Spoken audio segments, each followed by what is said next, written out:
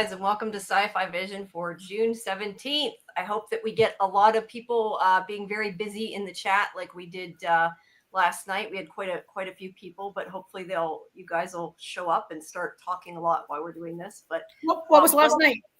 Murderbot. We actually had quite a few, so we had a busy chat. Nice. That's why I'm like hoping people show up tonight. StreamYard though has been acting kind of weird. So I wouldn't necessarily even go by the number because I know it would like be doubled, then half, and it kept flipping back and forth. It was weird. But we had quite a busy chat. But anyway, welcome everybody.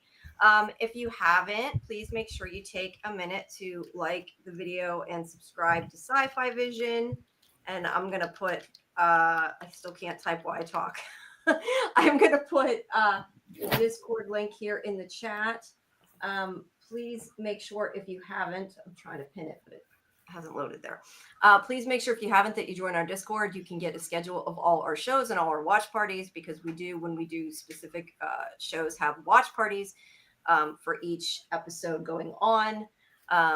And today, though, is our weekly review of a bunch of different stuff. We're going to be doing Revival. Then, we said we were going to do Revival first. And for some reason, I put up Resident Alien. We're going to do Revival, then Resident Alien, then Dead City, and Murderbot. Just let me swap the pictures here. I know I have it up already. Revival, right. There we go. And people might have noticed our co-host AJ is not joining us tonight. He is out, I don't know, living his life tonight, doing something. But he'll be back next week. He will. And then you may not be. So yeah, I'm going on vacation for a couple of weeks. Okay, that's fun. Wait, a couple weeks? Damn, that's not fair. I don't get to go on vacation at all. You're going for a couple weeks. Well, I fly next Wednesday, the 25th. But I have to sleep over. The flight's at like 6:30 in the morning, so I have to sleep over in New York the night before. So I might not join the 26th. I'm definitely out on July 2nd, and then hopefully I'll be back with you on July 8th. Okay, I was going to say, unless I got my days mixed up, yeah, the 26th is on a Thursday, so it'll be the 24th.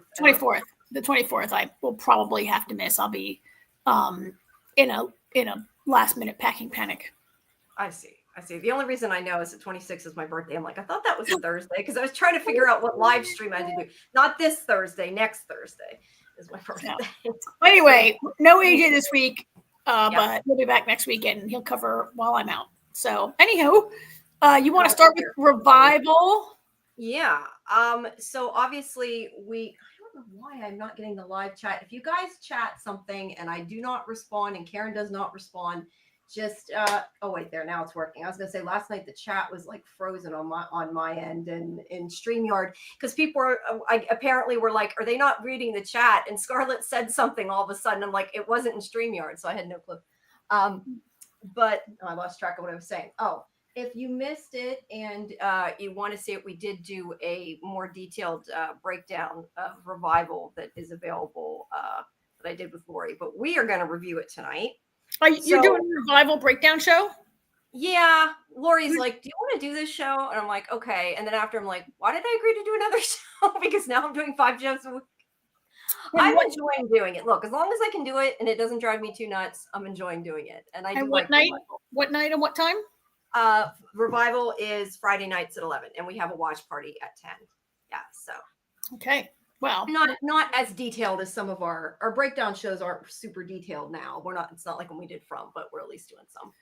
But yeah, what did you think about it? Since people have heard me talk a bit about it, what did you think? I thought it was a pretty good start. I have only read part of the graphic novel. I only read really like the beginning part of the comic series. I didn't commit to it, not because I didn't enjoy it, but I'm just not really a comic reader that much, and the comic book store near my house closed. So I've only read part of it. So I did think some of it was pretty true. Some of it is a little bit different, but that's television.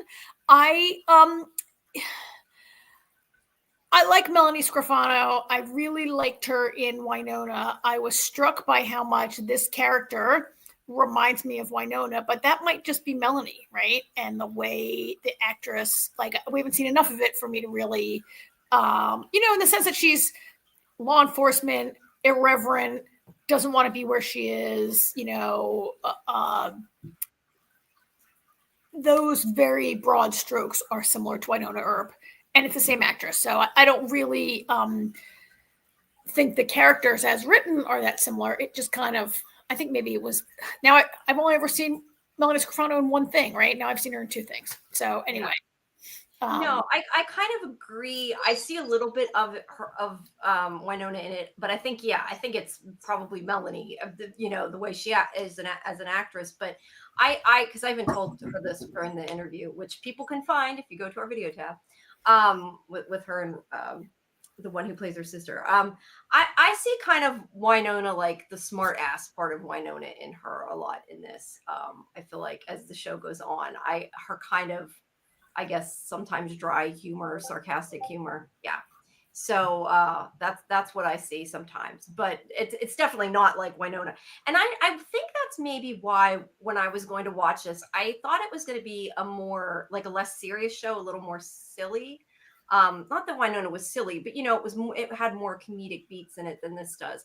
And I was just, for whatever reason, partially maybe because of that, was expecting this to be funnier.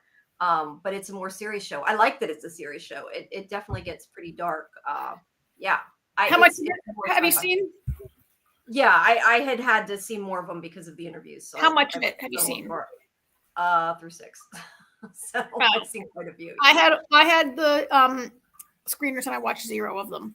So I was watching the show for the first time.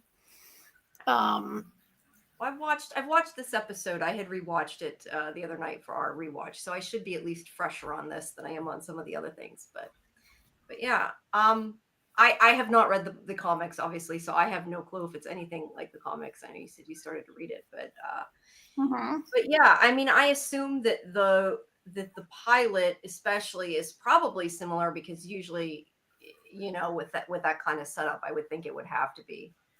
The rest of it, I don't know, but I'm guessing the pilot probably is. And let's see. So we start, of course, with Revival Day. I know we don't got to go too far deep into the story here, but people all of a sudden on this day they call Revival Day come back to life, and anybody who was dead within, I think it's 2. I don't have the recap. I think it's 2 weeks. There's specific dates, but it's 2 weeks. Yeah, there are specific dates. I don't remember what the specific dates are, but within 2 weeks of when Revival Day happened, anybody who was dead comes back, and they don't remember anything that happened. They seem to be, pretty much the same as this guy came out. He was on fire because he was in the crematorium. That was, of course, I'm sure, real fun for him. But that's where it starts out, with us seeing him waking up in the incinerator. But yeah, they seem to be normal, at least the majority of the people. We find out that maybe one of them may not be. We don't know beyond that. But yeah, it is kind of, I think, like a pretty crazy, in a good way, opening. I thought, like, I kind of really right away was sucked into the story. Yeah, I don't know. Did you like the opening? Yeah, I mean, that happens also on like page 2 or 3 of the first issue. It's a very dramatic beginning, and to wake up inside how horrifying, right? To wake up inside the crematorium, and in this scene also a little girl wakes up and says, like, a dead little girl wakes up and says, in this morgue, and says, like, where's my mommy? I want my mommy, right? And I think that it's a nice twist on the it's not wholly unique, but it's an unusual version of the zombie story where people come back to life and they're pretty normal, right? In this so do you remember watching Warm Bodies? Yes. Warm Bodies was a three-part series. Oh, wait, you're talking about something else, I think. Oh, wait, that's right. It had the same name as that movie. Right? It's the same name. Warm Bodies, right? Is it the same name? Yeah. You're thinking of that movie with Nicholas Hoult, right? Yes. I'm thinking, wasn't it called Warm Bodies? The 3-part BBC. I feel like it might have been called something similar, but it might not have I'm been. looking it up. I'm looking. That's what I was looking to. BBC's. Maybe it's not called Warm Bodies. I'm googling it right now. I should have googled it before. Yeah, it's not. I don't think it's Warm Bodies. I don't remember what it's called, but I know it took Fresh Bodies. Fresh something. BBC Zombies. Hang on, I'm looking it up. It is called In the Flesh. In the Flesh. Okay, I was gonna say we don't have anybody. It's not in any way a similar name, but In the Flesh is a 3-part BBC series. Really great, worth watching if you can find it on BritBox or on BBC. Which is similar, that people come back to life, and it mostly is about the discrimination that they face. They call them formerly dead, I think is what they call them in The Flesh. And they face a great deal of discrimination. And they look dead, and they have to wear like a lot of makeup for their complexion to look normal, remember? Mm-hmm. Yeah, they start decaying. That's different than here, but yeah, I forgot about that. You're right. Well, they are decayed because they are have not been dead only 2 weeks. They maybe have been dead like a longer time, right? So some of them really look dead, and they wear makeup to cover themselves, but they also have to like go back around their lives, and it really is so Revival's not the only show I've seen where people come back and they're pretty normal, but this is an uncommon view of it, right? They come back to life and they're pretty normal. They walk, they talk. They seem to not. Well, we don't really know. We don't really meet revived people in this episode, right? We meet the people in the town. We meet Dana, Deputy Dana, her father, the people who work in the police station, some people around town, but we don't really see revived characters. There's the one little girl in her son's classroom. Yeah. Who returns to school. But we haven't met many of them yet, but they seem pretty normal. So it's a pretty good spin. And I think I've only seen the first episode, but I think they laid some foreshadowing of how the revived people are going to be received. And in particular, Dana's father, who's the sheriff, seems to really have a wary and aggressive reaction. Whereas the mayor is like, okay, they're back, live and let live, kind of, right? Yeah. Hey, Bill. Welcome everybody, and I think we have a new viewer. I'm not sure, might be looking for one of our sister shows, but welcome Sherry's, and welcome Bill, and whoever else is in there. Muncher, I think, went for a little bit and is coming back, hopefully. But I agree, and the fact, I mean, look, there's a couple things I want to say about her father. I do want to talk about what he thinks about the revivers, but before I forget, I was going to say there's also some other shows I know that have a similar kind of theme and story besides In the Flesh. We also have The Returned. There's a couple versions of that, and also Glitch, although Glitch ended up about aliens and was completely a different story, but it was still about, coming back. That's not you're right, that trope's been done a lot, but I definitely feel like this is a different story. But we talked a lot about kind of the way he treats Dana, because some of it isn't always great. I think he cares about her, but he definitely I don't know, he seems sometimes a little controlling. And I do think also, talking about in the sense of the revivers, I think the fact that he is like, worried about them, thinks that there could be a problem. Obviously, I'm guessing eventually he's going to find out about his daughter, and that's going to come back to cause an issue. Well, that's a huge reveal in the last moments of the episode. We find that out at the very end. But because he's telling everybody, I can't make an exception for you. And, you kind of wonder what is going to happen when he finds out his own daughter. Oh, you mean there's a point in the episode where he talks to someone on the phone and we don't know who it is?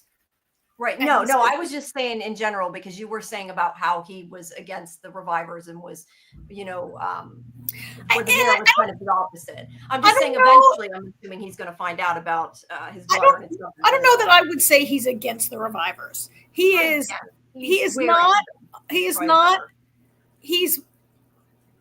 nervous about what kind of situation could happen in his town, right? And he's worried that the revivers are not necessarily that they could be a threat. Like they haven't been a threat, but that doesn't mean they couldn't be a threat, I guess, is how he feels, right? Right. It's only been 30 days, I think. When we That's get that fair. cold open and then they jump, and it's only been, I think, like 30 days, right, since Revival Day, Yeah, or we did something that. like that. So I mean, But yeah, Dana is the one that we kind of see her. I was just gonna say we see she's the one we see it through her eyes of these people coming back. of Revival Day, yeah, where Of she's like Revival Day, driving yeah. around and these people are like coming up out of the graveyard and Mm-hmm. yeah. And we don't have to go into this at length, but I was just going to say in our breakdown we did discuss a lot of the the symbolism in this, because I think this That's in the image credit sequence, is right? really cool. Yeah, it's in the opening credits, because there's quite a lot there that has different meanings and shows up in different places in the show. But yeah, we don't got to do that now, but people can, if they want to watch it, can see the rest of our more detailed breakdown. But yeah, I think it says 35 days. There we go. That's how long it's been. 35 days in Wausau. And they've lifted the quarantine, or they've not lifted the quarantine. They've lifted the quarantine. They're allowed to leave their homes. They're not allowed to leave the town. Is the best way. I guess to say it. Yeah. They're keeping them there, worried about like you said, it's on lockdown. What can happen? Yeah, it is a good web of clues, Bill. And supplies can come in, right? But yeah, certain things can come in, certain things can come out, but it's very regulated because they're worried, with probably good reason, about letting these people go out. But it seems like this is something that is restricted to the city. Like, we haven't heard anything on like the national news that this has happened. So I think that it's supposed to be just in this town. I mean, it doesn't outright say it, but considering they're showing us all this local news, I have to assume that's the case. Oh no, I mean the CDC is there. I assume everybody knows. No, I mean that this hasn't happened in another city, that another city hasn't had revivers. I think it's supposed to be just Wausau. It only happened in Wausau, but yes, the CDC nationally has come in, but they don't mention anything about like, oh, this is third city or whatever is what I'm saying. So yeah, I think the comic is also set in Wausau. I think it's a great place to set it. It is like in real life. I googled this. There's about 39,000 people who live there. It's like a big enough city to it's small enough to be believable that you could lock it down in this way, right? It's large enough that there could be a lot of storylines and things going on, and so it appears that Dana's sister M is at college, works at or goes to college, right? And it's a big enough town. It's a big enough town to believe there's a college there, right? Yeah. They don't actually say college, but I definitely think it's supposed to be college. University. It appears to be a college. They never say, but she appears to maybe be at a college. Yeah. Yeah, I agree. I just hope that if this is a real town, that their procedures for handling evidence is maybe a little better than. Oh, then what happens in the show? Discussion with Dana and her not using gloves and touching people's teeth and all kinds of stuff. Yeah. So I hope that they do a little better than that. But yes, it's a small town. But yeah, the other main character, like you said, is M here, which we find out later is Dana's sister. Is she the other main? So I didn't really feel like she was. I thought you said, was she Dana's sister? I thought you were meaning. Yes, she's Dana's I didn't feel like she was the other main character. Like, one of the other main characters. This is not a show that has like, from the first episode, it seems to have a group of like 4 or 5 core characters, maybe, right? Yeah, that's fair. But when she starts out, she's obviously depressed, partially because it seems like it might be because of the affair that she's having. It might be partially because she's dead. We don't really know a lot, but she's clearly depressed and not leaving her room. So they never say what happened, but it felt to me like, is she like a grad student dating her? Was that like a professor? She was like, at first it was a professor, and I mean, all I know is he was her professor. Yeah. So either way, was he her professor? He never says that. No, but I don't know. I thought that was kind of the implication of it. Yes, that was the implication for sure, but we don't really know, right? Like, she looks pretty old. He's a professor, and she is going to the college, so he should not be having an affair with her. She's at the college. Like, I don't really know. They could be coworkers. Do we think she's a student? Why do we think she's a student? I didn't get that from this episode that she was a student. Oh, okay. I thought the way she went, when we have later on the conversation she has with him, she's sitting with the other students. So she is. Yes, whenever they're talking to him. I don't know if they were in a class or they were just going to talk to him as like an advisor or something.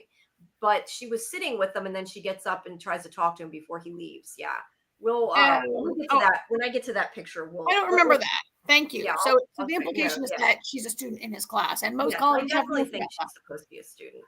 Okay. And no matter whether she's a student or a grad student, she's a student, and so yeah, it's bad that he's. If that's the case, it doesn't. Well, if she's taking his class, it's implied.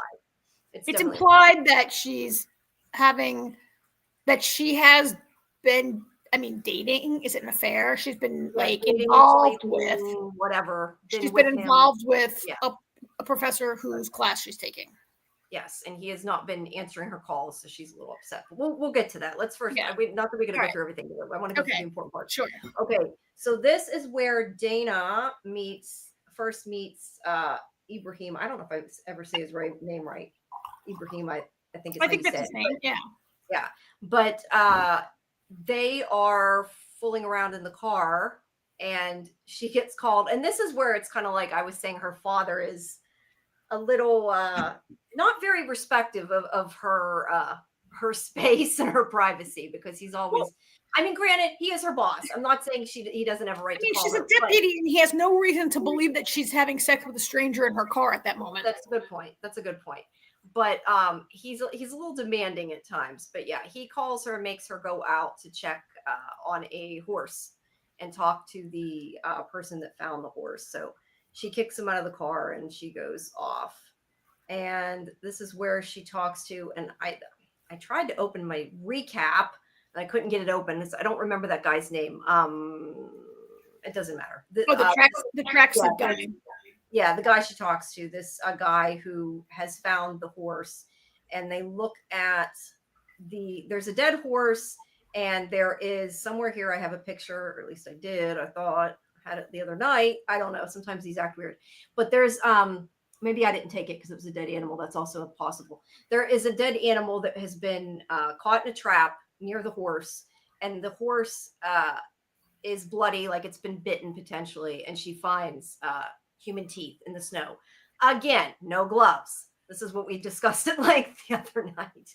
She does not use gloves when she picks it up. That's why I said she needs to do a little better at handling evidence. I really, that drove me nuts. Yeah. Like, we know as TV watchers that's a no-no. So she needs to pay a little bit more attention. She also has a son. Why am I blanking on his name? Help me out here. Cooper. Cooper is his name. Her son Cooper. And he is a classmate of the girl you were talking about before. And her name is Jordan. Does that sound right? That sounds right. Yeah. The poor little girl. I felt really like, those kids are passing around notes, and she says, I don't think I look like that. And I felt so bad for this little girl. And that's where I think they're really setting up the kind of discrimination and stigma that the formerly dead are going to face, right? And I'm just going to step away and crank up my air conditioning for a second. Okay, go for it. I'm here.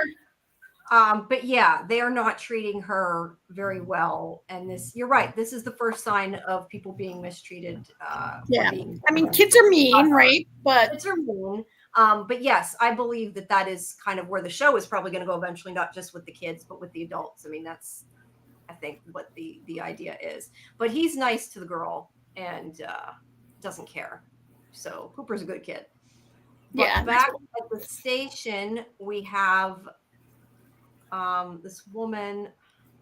I only had a picture of her. I swear some of these, they aren't showing up. I guess it's just her hood I have the picture of. I think her name's, I'm just trying to find it. I want to say Mrs. Shaw, I think. Again, I'm sorry. I should have the recap up. I tried to open it and it didn't want to open for some reason. I think one thing about this episode is that it really introduced a lot of characters. And because of the first episode, it's not clear how many of them, like, whose names you need to know, and who will really be. Like, some of these deputies are definitely going to be recurring, right? But some people, it was hard to know, like, who do I need to keep track of right now? Yeah. Wait, I did find it. I was trying to, I found the recap of Mrs. Shaw. I was right. It is Mrs. Shaw. She's important later in the episode. Not the receptionist, the woman she's talking to. You can't see her face there. But she is saying that her husband died right before Revival Day and is like, won't he come back? And of course they don't know, but she wants him to come back. And I just got to say, I think that whole thing is really tragic and sad, like to lose someone and then to find out like other people are coming back to life and they missed it by one day. Like that's just got to be really, really hard. But yeah, I mean, that's most really, people don't get that, but I it mean, was really sad. It was really sad, that he died just one day, and she's like, it does seem really unfair, and it's something that I haven't seen in other zombie shows, right? Like, why does your loved one come back and not mine? Yeah, it's an interesting storyline. And then we have this guy's the mayor. That's the one that I love him. Yeah, I know. I do too. That's the guy that her father is arguing with because, like you said, the mayor does not think that they should be keeping them in the town. And I don't. I mean, the mayor thinks that they're safe and the lockdown should be over, right? And they should be accepting everybody back. Yes. Yes. The sheriff has a task force and a forced registry. They're forcing the people that are revived to sign up. And they're trying to force them at this point. They're saying that it's required so that they can keep track of them, which makes me think of like X-Men. And that is not going to go well.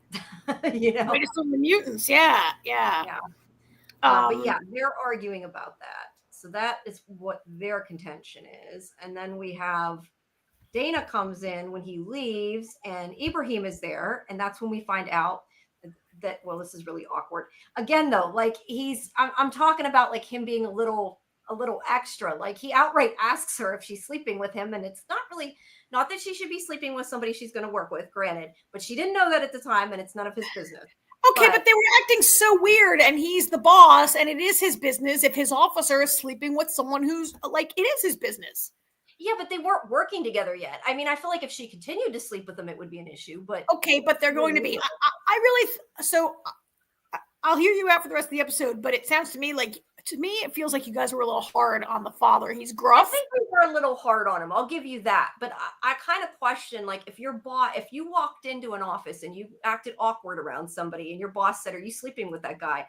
How would your reaction be? Like, it's her father, so we get it, but like if it wasn't her father, that would be. And it's a show, and it's a show, and it's comedic. Okay, it is. No, yes, it's definitely meant to be comedic. But I'm just saying, like if it was your boss and not your father, that would be a big problem. They're asking you about sleeping. I mean, I think they were acting very weird, and it was pretty obvious that something had gone on. Yeah, and you're right. I think we were probably a little more hard on him maybe than we should have been. But yeah, he was messaging me.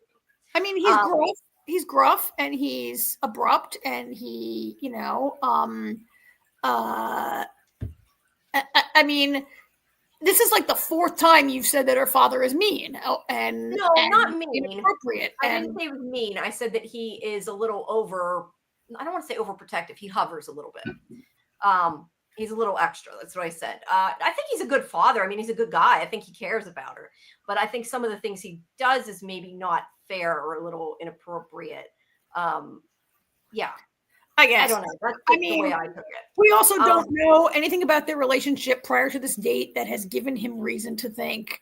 I mean, maybe I'm carrying over Winona Earp, who slept with a different. Yeah, no, I don't know that she's sleeping with everybody, but we don't know what has preceded, what has led their relationship to this point. And he's also it comes clear in the episode that he's mad at her for. It's in the first scene, really. She has quit her job and got a job someplace else. And unfortunately, the dead come back to life, and she's caught in the quarantine, and she has to give up that job because she can't leave town, right? Yeah. But he was kind of mad at her for leaving and taking his grandson away. Yeah. And that I could understand him being upset about. I pulled up Bill's callback because he said it's none of his business, but it may be important for work. Yeah, I don't know. I think to me it was just a little. I mean, I know it was for comedic effect, and it didn't really mean anything, but I just try to think of it from the character's point of view, and like I said, especially if he wasn't her father, it would be really like something you don't ask, especially if he wasn't her father. Like he can get away with it, but and like she reacted appropriately. She's like, "What are you talking about, Dad? Shut up!" Right? Yeah, I mean, true, it wasn't. Yeah, it didn't become a thing. It was just a joke in the show that we probably talked Anyway, about for way longer than it was yeah. meant to be talked about. Yeah. But anyway, yeah, they do act awkward. It's cute. I like their kind of their chemistry. They're flirting. They're not sure. They're it's cute. I like it. Yeah. But either way, he's questioning. But it's during this that the important thing is that she sneaks the reviver registry out of his office. That's the whole point that is kind of important there, because she's trying to find out more information, and her father's been kind of tight-lipped about that. And then she finds out she has to give up the other job. You already mentioned that. And this is when Randy, the coroner, who was doing or having somebody do the necropsy on the horse, says, "Hey, the horse is gone. The CDC took it." So we know that means she has to now go talk to Ibrahim. And there'll be more of that. Now, this is where there she is. See, she's sitting at a desk. I would take that to mean she's a student. Yes. Okay. It's very, she's in some sort of a study hall or a classroom or a seminar room or something. Yeah. Not a seminar room. I took it that they might have been waiting to get some kind of like a, what do you call it? Like advice with your major or whatever. I don't know the way, because he seems to be taking people in like to see them, to talk to them. But then whenever she comes up, he's like, "Nope, out of time." And she's like, "You're going to come talk to me whether you like it or not." And she sort of, she doesn't outright threaten him, but she kind of insinuates a threat, I'd say, is the best way to put that. But she's not happy with him at any rate. And but she comes across as really rather desperate and as desperate and maybe a little I don't want to say disturbing. Unstable. Unstable. That's a better word. Unstable. Because she's freaking out a little bit. I could see why he wanted to get away from her right then. Like, it was not like clingy. That's a good word, Bill. It seems like this professor broke up with her, and she is not okay with that. But again, they should never have been together in the first place. That's an issue. Maybe. We don't really look. We don't know a lot yet. We don't know anything. Should they have not been put together? We don't really know anything. We don't know if she was a student. She was sitting in a room that he was in. That doesn't mean that she's in his, we don't know anything really. But she did seem pretty desperate. I think he was right that this is not like the time or place to discuss this. And it is his workplace, right? But then he says weirdly, like, "Meet me at," what does he say? Like, "at our place," like right? Tonight or whatever. I'm like, oh my God, he's going to kill you, right? Like, it does seem like a thing. Don't go there. But I don't know. You're right. We don't know everything, but I think that we don't know anything. I think it's insinuated she's a student and they were having an affair, but we can only go by what we've been told. But she's gonna go. She says she'll meet him and he better show up. Is basically that whole scene. And then we have, if I'm going back, just tell me. I know you don't like me going through this. But of course, don't you have a whole different sympathy for him by the end of the episode? Like, maybe he knows that she's a reviver and he doesn't want to date a dead person. Yeah, if he knows that I could understand him being a little put off by that. Lack of a better way to describe it. But we'll have to find out if he knows. And Oh, Bill has a good thought here. Is it a college class, certification, or rehab? Ooh, that's interesting. Yeah, I hadn't thought of that. I guess it could be a rehab technically. Either way, we know that she is at the college. She is staying in a dorm or an apartment. It might be an apartment, but she's staying with another girl. It seems like she's in a dorm or apartment. So I'm assuming that she's a student. I guess that's what was giving college vibes. Also, she has a roommate. Yeah, she does have a roommate. So then we jump to the gymnasium at this local tiny town that is now the CDC, where she sees Ibrahim again. And it's a little awkward. And she's like, let's just kind of not do this. And, we had Bill, we had a thing when you were alive. Maybe that's the end of the relationship just because she's dead. I guess we'll have to find out. But they talk a bit, and she finds out through their discussion that he has found teeth like she has, And this is where I In was the like, horse. In the horse. He found those teeth in the horse. In the horse. Now, this meant in the horse's wound, not because when they said it, I thought at first like it made it sound like it was inside the horse, but no, it meant like in its wound that was bit. Because it wouldn't have had a reason to be in the horse. The woman bit the horse, not the horse bit the woman. But anyway, the whole idea of this conversation is that anything that happens to revivers after they are dead, since they've come back from being dead, I should say, regenerates, and that these appear to be not only the same, like from the same person, but actually the same teeth that have regenerated. And but what happened before, like if your arm was chopped off in an accident and you died, the arm will not grow back. Be that way. But if I chop your arm off after you resurrect, it'll grow back. Right, exactly. So that's what they think. I mean, I guess it'll grow back. We didn't really see that level of injury, but no, a cut would heal. A cut would heal, and yeah. I guess your arm might grow back if your teeth grow back, but whatever. Yeah, we have to find out. But the point of it is that she makes a comment about his handling of the evidence, and it's like, no, Dana, you do not have a right to comment on the handling of the evidence. But then he shows her, this is where he cuts the flesh and it goes back together. So we know the flesh heals. He does say something like the extent of the injury determines how long it takes to heal or something to that effect. Yeah. So you're probably right with what you're saying, but we don't know. We don't know. But they agree if they find out anything else, they'll talk to each other. And from their conversation, she realizes that somebody, and I'm not sure how I didn't quite get how she came to this conclusion and made this leap, but she thinks that the animal was put there the dead animal was put there to make other animals, I guess, eat the evidence, because they weren't trying to hide a dead horse. They were trying to hide the reviver that killed the horse. And so she thinks because of the spike that came from a railroad track that was a part of the trap, that she's going to follow it to these old tracks she thinks of, and thinks that might be where she can find more information, is basically the gist of it. Yeah. But how she got that leap, it was kind of a leap, but she's smart. So yeah. And that plays out a little bit differently in the comic book. So we'll see how that, I mean, in the comic book, we saw the horse running and collapsed there.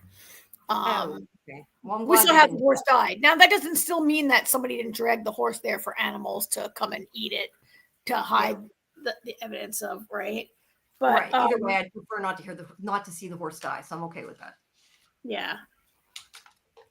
But yeah, either way, she's going to follow the evidence. And then we have M calling her father, and I think here she was maybe going to tell him what happened. I don't know. She called him like she wanted to tell him something, and then kind of chickened out, is how I took that scene.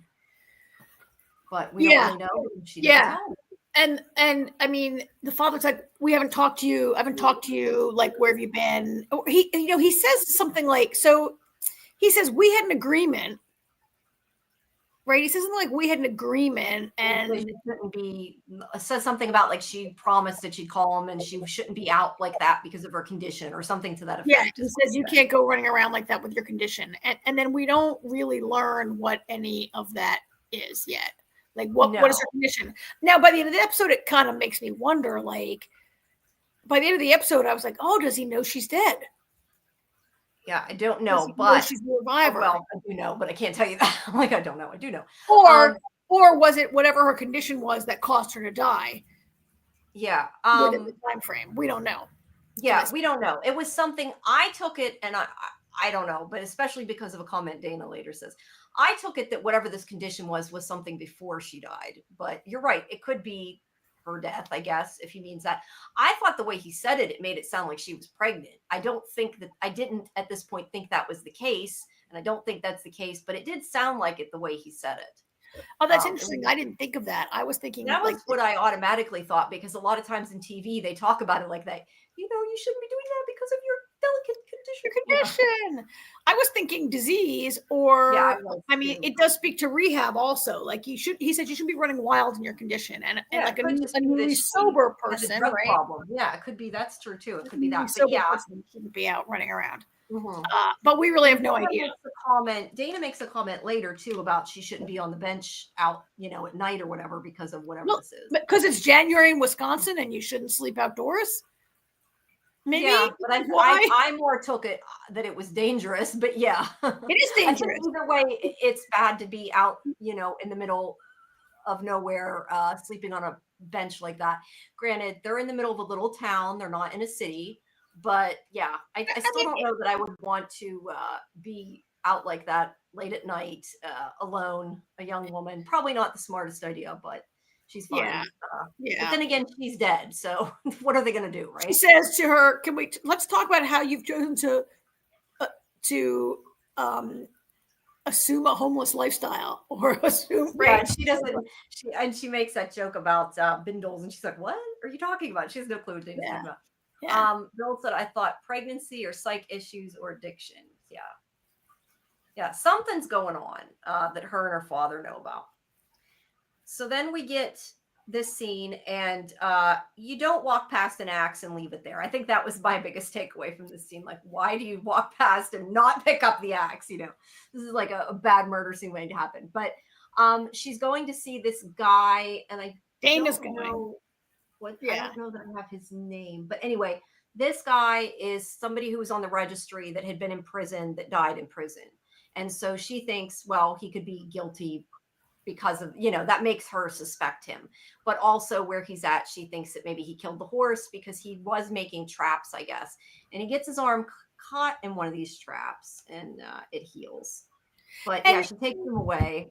and really, he was living there because he didn't want to go back to prison. Like she I makes don't him blame him. right. Yeah, I don't blame him Yeah, either. he served his time. I mean, sometimes people get multiple life sentences. You do hear that sometimes. And I mean, I don't know whether that would actually kick in or not in real life, but Miles Miller, thank you. See, Bill remembers his name. But yeah, I guess he didn't have multiple life sentences, but he served his time, and they're kind of being, I feel, a little unfair, automatically assuming he did it because he was in prison. But she comes up and she sees if his teeth have grown back, and that's where it's like, ew, why did you stick your fingers in his mouth? Well, Kind of did. She didn't quite stick them in his mouth, but she's like looking at his teeth. It's gross. yeah. I mean, what was I going to say here? Yeah, she makes an assumption that just because he was in prison, that he's a horse eater. Yeah, and I love that he assumed she means some kind of sex thing. And he's like, "You want a horsey? I can get you a horsey." I like that. Yeah, yeah. But I don't think this is the show we're watching, but like that's an interesting line of thought. Like if you're in prison and you die, like your prison term ends with your death, and if you are brought back to life, like should the state put you back in prison, or should you be considered to have served your time and be free? And do they right? have a right to? Can they? It's Yeah. the other part. Yeah. I don't know the answer to that. At any rate, he's afraid that he's going to be captured and put back in prison, and he doesn't want to go. And you're right, Jamie. Right. Like you don't blame him. I don't blame him. She does arrest him, but she really doesn't know. And then her father comments on it, and she's like, "I found him when you couldn't." So clearly, they were trying to find him to bring him in, but they do. But she leaves, and he gets a call. She leaves. He's like babysitting, and he gets a call about Mrs. Shaw while she's out, and this is where she sees M. Sorry, I know we're getting kind of long on it. That's why I'm sort of yeah. That's good. Yeah. She finds them out on the park bench. She takes her in, gets her to come in the car. They kind of have a heart-to-heart. This is where one of the best lines of the episode is. It's here somewhere. Let me find it. I know I have it here. Oh, and it's in the promo when she says, "I have a taser and a gun and a low moral bar. If a guy did something," she's like, "I'll go after him." I like that line. But yeah, she's trying to kind of find out what's going on with M, and she does make a comment, she shouldn't be out there. It's dangerous. Is it because of her condition? Is it for another reason? Is it just because you shouldn't be out on a bench at night? Like I said, I don't know. Yeah. But she does make a comment. And yeah, some of the stuff she says makes you wonder. But while she is with M, they do say that they're going to go to the beach. She wants to get to visit the beach. Oh, and they talk about Dana's breakup with her boy's father, and about them spending time with their mother, and like that she bought him donuts and stuff. But there's just kind of a conversation about the guy cheating on Dana. It's a little bit of exposition to kind of explain where they all, but it works okay. It doesn't feel like ham-handed like exposition like it does with bad shows. Right. It makes sense. Yeah. But while we see this, we see him get a call from dispatch, whatever you want to call it, about His Mrs. name is Shaw. Wayne, the father, Dwayne. Yes, Wayne. Yes, Wayne. Gets a call that he needs to go to Mrs. Shaw's house, and he is going to go. And of course, he takes him with him, which He takes I his mean, I guess grandson. he had to. Maybe he should have found a neighbor to leave him with, but he takes him with him. Maybe there's no neighbor around. Right? Later, at one point, he said something about a neighbor, but I think that was at her house. This is his house, I think. So, yeah. But anyway, it flips back and forth between these two scenes. We have Dana, who has found the tarp. That Miles guy did say that he saw a red truck with a tarp. That's why she's like sees it and she stops. She gets out of the car, tells Em to stay there. When she says stay in the car, she's not going to stay in the car, but she says that. And she finds these people who I don't remember their name, but I don't think is super important. But they, anyway, she sees these people and she asks them about their barn and she investigates. And he is, meanwhile, investigating Mrs. Shaw. And he finds out, it kind of goes back and forth. It's hard for me to pick which pictures, but he finds out that she has dug up her dead husband, is basically the idea, because she hoped that he would come back to life. And like we said, this is really tragic. Did you figure out before they had the reveal what she did? I mean, they showed dirt on her hands, dirt on the floor. I thought it was kind of obvious, at least I had picked up on it, what was going on. That she dug him up. Yeah. Yeah, and it just made me more sad. It was really heartbreaking, right? That she's just like wants him to come back so much. And I mean, so who knows how long? I don't know if they say how long they were married, but her husband's only dead like it's been one day before. So it's been 35 days since revival day, and so he died 15 days before that. So 50 days, not even 2 months. Her husband's dead. Her husband of like, from looks of them, maybe 50 years they were married. It's really heartbreaking that she should, and to see other people around you reunited with their loved ones, and to not have that must be horrible. It is. I'm not sure how she was able to dig them up, but that's another issue. Fair enough. Somebody, and I can't remember if it was Lori or somebody in the chat the other night. I feel like it was Lori, but I'm not 100% sure. I don't want to give credit to the wrong person, but somebody had said like since she was able to like dig a body up, that maybe she's actually a reviver and we don't know that. Like maybe she committed suicide when he died. I kind of like that idea. It's even more tragic and even more sad actually, because she died and he didn't come back. But I like that idea. But yeah, I don't know how she was able to physically, at her size, dig up a body, and also how she even did that in a grave with nobody, stopping her. But that's neither here nor there. But yeah, I like that idea also. I don't see I don't want to pick. I could probably you probably did think of reasons why it's not feasible or realistic that she would have also died. But I like the idea of that. Yeah, well, that's why they said that maybe she committed suicide and then she came back and he didn't, which would she's been lying on the floor of her house for 2 weeks. Yeah, they make a comment somewhere, and I don't remember where it is, but they make a comment. I think it's Dana that makes the comment that says something like somebody could have died and not even known it, because it seems like the people just wake up. Well, especially if you just died, had a heart attack and died that day and woke up before anyone could find you. Maybe people could have been only dead for an hour or a minute, right? Yeah, exactly. And I don't know if that was an inspiration about her sister or what. I don't know, but that was a comment that was made. So meanwhile, also Cooper was taken. We don't know. He's missing. Cooper saw something, right? Yeah, it sounded like he heard something to me, but it was not to me 100% clear whether the sound might have been part of the music. I was trying to figure that out for sure, and I'd seen an earlier cut, so I wasn't sure. But we assume that he maybe got up, maybe, something. He's gone in his fall, and his grandfather's looking for him. And that's, she's going to be mad. That's all I was thinking is she going to yell at you. But hopefully he's okay. And then we have the other side where Dana goes into the barn. Sorry, go ahead. Every kid in every show every show we watch, when someone says kids stay here, they never stay there, right? Well, that's why I said M probably wouldn't stay in the car, but even more so the kid. You don't say stay in the car. No way Cooper's going to stay in that car. He's like every kid on Walking Dead, on every show ever. A kid never stays where they're told. Right. but there is this woman, this old woman here, who and they say that were keeping her there for her safety. We don't really know what happened, but she ends up killing the woman by throwing her against a hook. And she throws the man somewhere. I assume he's dead. They never really show for sure what happened to him. Excuse me, but they don't show him again, so I assume that he's dead. And she starts choking. I know I had more pictures. I swear sometimes these pictures just, I don't know. But anyway, the woman starts choking Dana.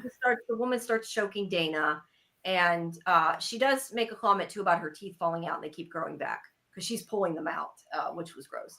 But yeah, she starts choking Dana, and then right before she can kill her, her head gets lopped off. And I think there's some fighting between Em and the woman then before that too. I'm not 100% sure. I can't remember. But it ends up that it's Em, and she has, there had to have been some fighting before because she got sickled with the sickle the woman had.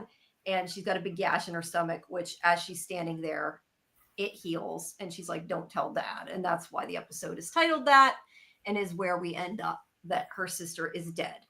Now, and so right there, it unraveled my theory. I've been working the whole episode where maybe the dad knows, right?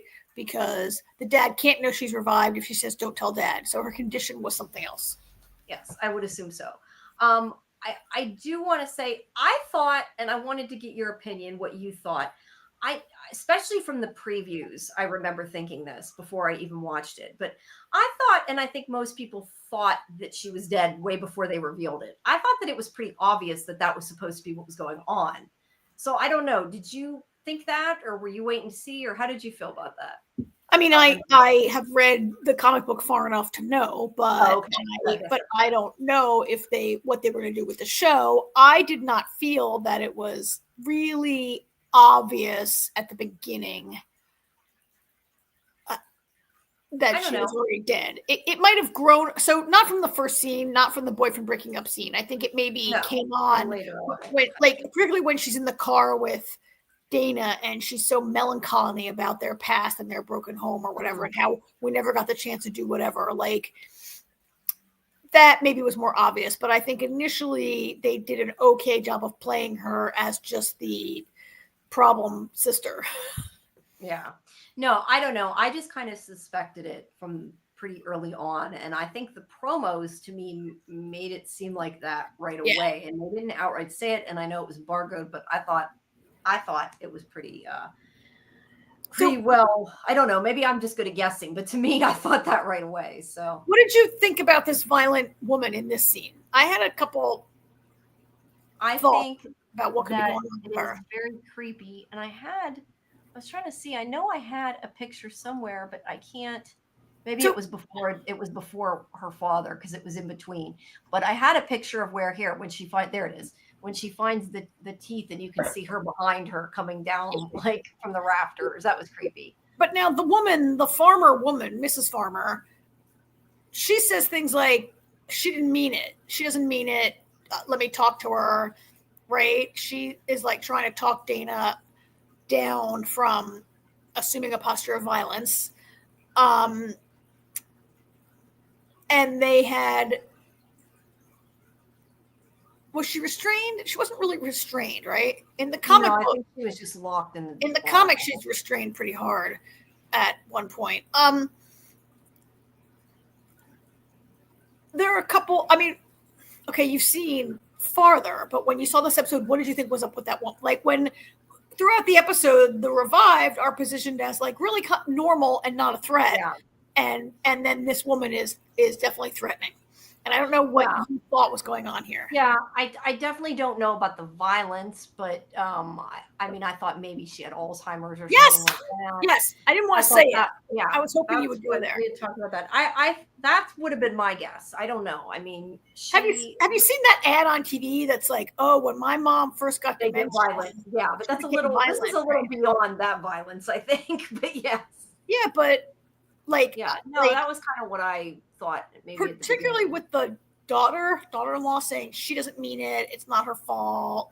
Like, don't, like, maybe she, but it could also be that like not all revivers come back normal, or like was she dead the longest, or is there? I mean, is there obviously? I think also she was chowing down on a horse, which probably isn't normal either. Well, is there danger that the revivers will,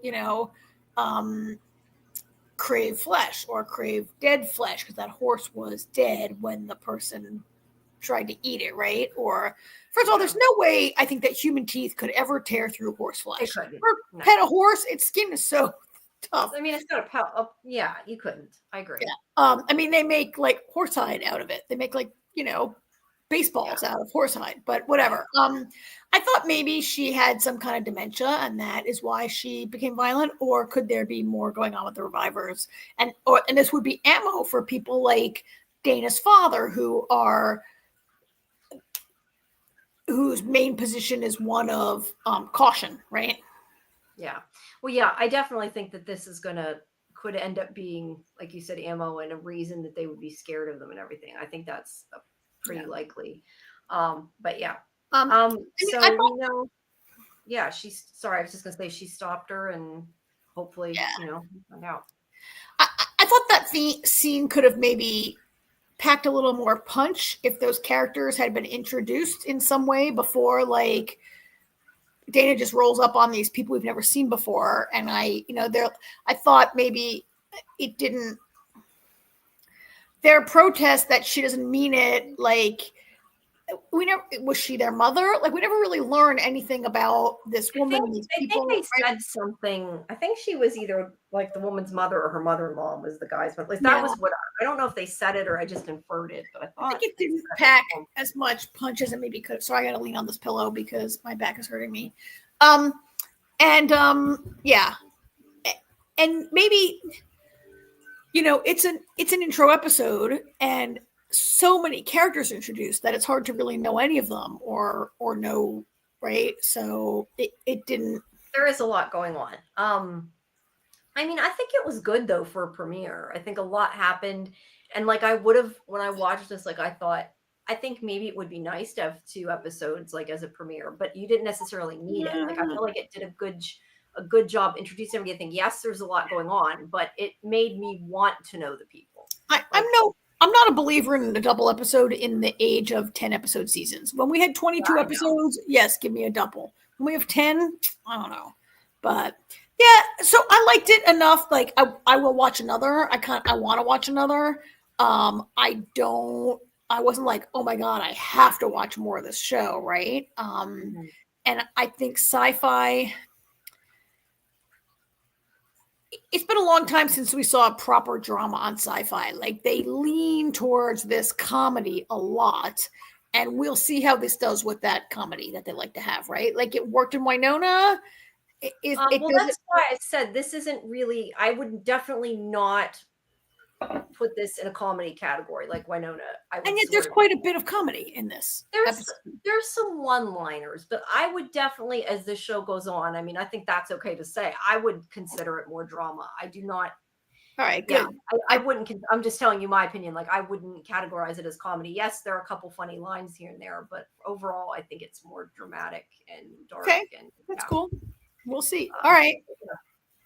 All right. Either way, I liked it a lot. I kept going because I wanted to know what happened. I liked it a lot.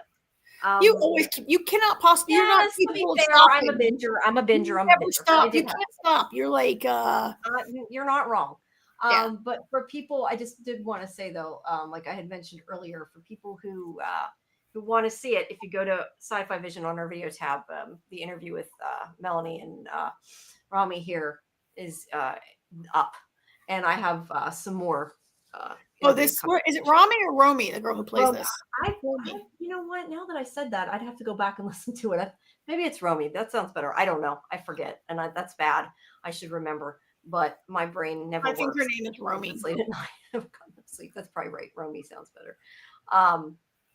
Yeah, but either way, check that out, and then there's more coming as well for this. Okay. Yep. Okay. I just did want to, before we move on, I don't want to skip Bill's comment. It was about Miles. He said that he should be released from prison because it didn't maintain his safety. Yeah, he was Yeah. killed. He was killed in prison, right? Or he Well, I died think he in had a heart prison. attack, though, didn't he? I think it said he had a heart attack. Well, I can't remember for sure. I'd have to go back to my notes and see. But yeah, I don't know if they have a right to put him back in prison. I think that they need more of a reasoning than he was in prison and now he came back. That's not really a reasoning. So, yeah. All righty. Well, let's switch to, hold on, I got to go back to OBS here and switch to, we're going to do, hey, it closed my thing. Hold on, I'm going to find the right one. Okay, I can reopen what do you it. want to do? Okay. What do you want to do? No, I can get. Do you want to do Resident Alien? I thought we were doing Sure, Resident Alien. sure. I just thought that was next. But give me 1 second. I got to reopen it because for some stupid reason it closed my image, or I closed it accidentally, one or the other. So I will close that. Always just blame the computer for doing something by itself. Of course. Well, I swear sometimes the photos come up out of order too. It's like weird. It's annoying. Okay.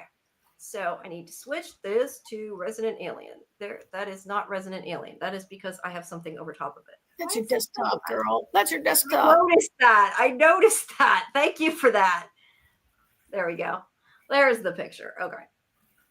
So there we go. And why do I not have there? And I have that. Yeah, that's okay. That's showing enough of it. Okay. So this is the second episode and it is called, I should put up. It is called The Lonely Man. Yeah. Okay. Which you said something about that had to do with a song that was in it. I remember you saying something about that. Yes. So at the end, they play a famous piece of television music called The Lonely Man, which I'll wait till we get to the end. But yeah. So the beginning of this, we have a flashback of Linda Hamilton's character. I'm looking up. I'm like, okay, wait, what's her name? I don't remember her name. Linda Hamilton's character's father. Her name is Eleanor McAllister. Yeah, Eleanor. Okay. Well, it says right here on the Internet Movie Database, so I don't know. But wait, let me close it. Sorry, I don't need that up anymore. Yeah. So this is her father, and we know about this story before that he saw Harry's something fall from the sky and some alien tech, some alien tech fall from the sky. So we see a little clip of that as it's happening back then, because it kind of is bookended by that and wraps back around. But the main part of the storyline is with the two kids, and Harry and Asta are trying to escape Manted Harry. So my main comment that I want to say is I am very glad, and I think I said this last week, but I am very glad that they did not make them like half a season not know it wasn't Harry, because I did not want to see that. That's like a storyline that's been done so much. So I appreciated that they very quickly know that the Manted wasn't him and that they need to get rid of him. I agree with you too, because you're right that it's something that's been played out in so many shows, so many soap operas, so many space shows, sci-fi, so many times it's been done. And I also, the way Alan Tudyk plays Harry, I mean, the way the show portrays Harry is with such broad humor, and where they went with the Manted as Harry was so over the top that, I mean, it was funny for one episode, but could we tolerate that for an entire season? No, right? Yeah, I did like that version of Harry, seeing that at least. I mean, I like seeing it for an episode. It's a little much. This show is a little too much comedy for me sometimes, but it was funny for an episode.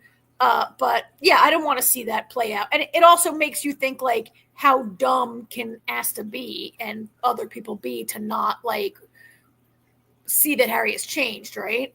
So yeah, to have it go for the short amount of time, I agree with you. I like it. I appreciate it. It's better this way. Yeah. And also, there, like, what storyline is there for Bridget and Harry? For Bridget and Harry sitting in a cell for the entire half a season? Yeah. No, I agree. I like Bridget though. I wonder if they have like a Bridget action figure. I want like a Bridget pop or something. Like, I'm serious. I want a little Bridget. Like, so cute. I love this alien.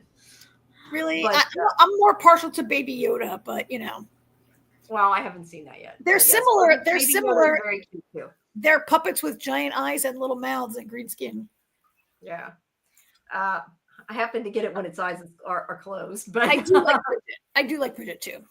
yeah, Bridget's cute. So, but yeah, you're right. So I'm glad the storyline moved quickly in this regard. Yeah. Like I said, you might have to help me out here a little bit Sure. with remembering what happened. But we have Meredith. I hate when I do that. I always say the people's real names. Ben and Kate. Sorry, Ben and Kate. Yeah. Who are trying to remember. They're still trying to find their baby. They don't know what happened. Yeah. I know in the last one she was taking self-defense classes. I think that was the last episode, wasn't it? The first one. She's been like really working out so that she'll be ready to beat the hell out of the Greys when the time comes, right? Yeah, but they're really struggling, especially Kate is not handling it well. And he's been trying to, comfort her. Yeah. And I'm probably missing something. Again, if I'm missing things, please. Well, I mean, Ben has been, throughout this episode, we see various repercussions of like the things Ben does. Like Ben, we'll find out later, he put on the Nixon mask. He like threatens Liv. And in this episode, Liv's like, yeah, that was totally you. You wore that Nixon mask. Did he threaten her, or did he didn't threaten her? Well, he's like, he doesn't threaten her, but he's like, stop, look at, he tells her Joseph is back, I think. He tells Liv Joseph is back. And then later, Kate's like, it's a good thing they don't know Joseph's back. And he's like, oh shit, right? Yeah, I forgot about that. Meanwhile, I'm sorry, I'm looking at the stickers on the laptop because I was curious what was on it, if there's anything interesting. Yeah, I don't know. Some of them look like they might be whatever. They're all making fun of other real things. But anyway, so we know that Darcy still has, I think it's at this point because she takes it after, right? At this point, she still has the baby. Am I right? They have at the end of episode 1, she gave the baby to somebody. That was the end of the episode. Okay, I thought that was this episode. Throughout this episode, she keeps trying to make up excuses to go see the baby or to it's clear that it's clear in episode 1, her unhealthy attachment. I say unhealthy because it's unhealthy for Darcy to be in love with a baby she can't keep, right? Her attachment to this baby is still very strong, and no good can come from it, right? Yeah, but she wants to keep it while she can, and she can't. But she also obviously wants to give it back to Kate, and they can't do that. I don't know if see this is where I wish I need to find a recap in front of me because I'm always worried I'm going to say something I shouldn't, so I try to be careful when I'm talking. I mean. Yeah. What we can say about it is just that throughout this episode, Darcy, I feel like Darcy at the end of last season, Darcy really wanted to do something to prove her worth, to prove that she wasn't just that she could do something right and that she could be a hero. And then she saved this baby. And when they were keeping the baby, in the off season last season, she's very in love with this baby whose name is, he calls her Daisy, right? Which is not her name. She had to give her a different name. Well, and it's better than Hey Baby, to be fair. They had to call her something. Yeah. In the meantime, Kate is so fiercely she's so angry and her grief is so great, and she's trying to she's determined to find her own baby, right? But so the only things we saw, you don't want to go too far. What we saw in this episode was that Darcy found Daisy's baby blanket in the house, and she takes it to Kayla, right? Kayla has the baby, and she takes the blanket there, and then Kayla's like, "Oh, do you want to hold her?" And Darcy's like, "Oh yeah." And I think that's really all we saw of it, but it's not a good situation for Darcy. It isn't, but she did give it to Kayla. She didn't keep her. So she had to be pushed by Asta. She had to be pushed by Asta. That is the best and safest thing to do. And I think for Darcy to keep going to visit this baby is going to be suspicious. And it's just not good. It's not good for her, for Darcy's emotional well-being, and it's not good for Daisy's safety. Yeah, it's definitely not good for Daisy's safety. And Darcy, yeah, Darcy gets too upset. Now, is this where he's spitting out or throwing out the milk? Yeah. This is when he realizes he hates milk. Like all of his, like his world is rocked by. It is Sahar who's like, oh, I bet you have a chip that's inhibiting your alien tendencies, and we can get because I assume, which they never outright said, but my assumption is that the whole reason that Max said, "Oh, that isn't Harry," is because he didn't look like Harry. At least that was kind of how I took it. No, I mean he doesn't look like alien Harry. He looks like him Harry, right? That's how I took it. Oh, because if they're saying yes, alien, yes, but in the last episode, they saw the mantis. He saw the mantis. Right. But I mean, when they saw the real Harry, Max goes, "That isn't Harry either," or something like that. Yes, because he doesn't see alien Harry. He just sees a human. Right, he sees human Harry. So yeah, he does not want to guzzle milk like he normally does. Yeah, gross. But yeah, and he's ticklish. Yeah, and he gets cold, and that's why he wanted the baby blanket, and he was. Yeah, I do remember that.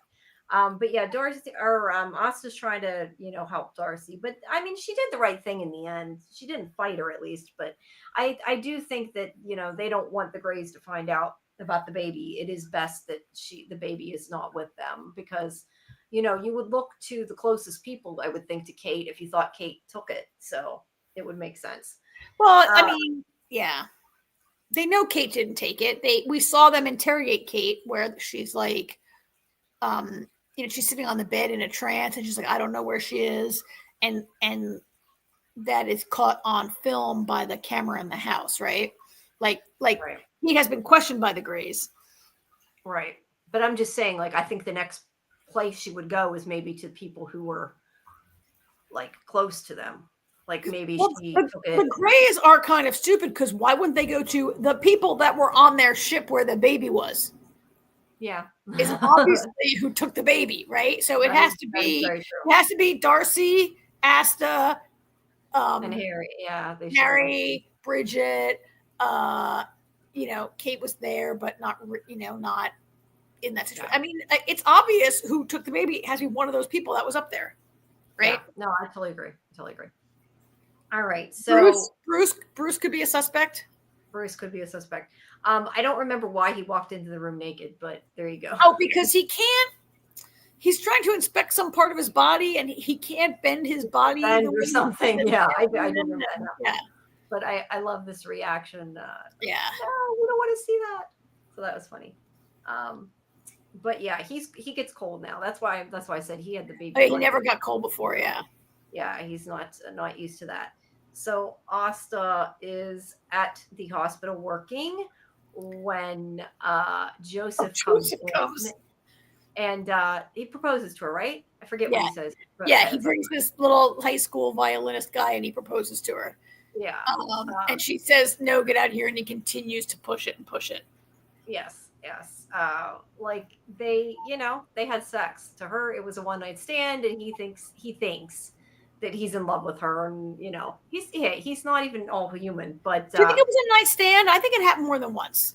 Well, not a one-night stand. It was. I don't know. I'm guessing. I mean, I'm just guessing. No, I think it did. I think she said. I think that when it happened, when Darcy was there at the last episode, I think she said like again. But I think it was like the second time or something. But my point is, it didn't mean more. It was just sex. It was just sex. Yeah, it was just sex. But it didn't. It meant a lot more to Joseph, and he is not happy. And I don't know. I liked Asta's comment later in the episode where she's like, "You don't love me. You just don't know how to be on your own, and how to be like he's a hybrid, and he was always raised and trained for like his missions or whatever, right?" And she's like, "You don't love me. You just." I mean, she's right. She is right, and he's never. I mean, that was, I'm guessing, the first time he ever had what we consider sex too, and yes, or even any remotely normal anything, right? Yeah, any emotional responses to things. Yeah, so he's not dealing with it maybe the way he should be. And that interview was canceled. I'll just say that. I don't even need to talk to him. I was happy. I wanted to talk to Ember, but yeah, she kicks him out, and And throughout the episode, he won't give it up. He keeps no, he won't. He keeps pushing it coming throughout back. the episode. Yeah, he keeps pushing it. Now, I know that him and Liv have a conversation, and I don't remember what the conversation is. Maybe you do. I mean, this episode is largely focused on Liv like trying to get Mike to. I mean, she finally got him back to work, right? But he still won't admit that he saw an alien, that aliens exist, and that she wants to find Joseph. She wants him to help her follow up on these leads, and his denial of aliens is making it hard for her to like go after Joseph for the reasons she wants to, right? Yeah. I mean, that's really what I mean. He says some funny things, which I can't remember right now because Sheriff Mike always says the wrong thing also. But it really is comes around to her bringing her to the cave eventually, right? Yeah. Okay. Yeah, I was trying to see if I could scan through this and find it, but it's kind of hard to read it really quick. Yeah, I mean, whatever conversation they're having, it's about his denial and her trying to like bring him around. Yeah. Yeah. My recap that I have doesn't really dwell on what happened. Yeah, that's what I was trying to remember. Now I know she brought in the balloons for him being back. He like yells at her or something, doesn't he? I can't remember.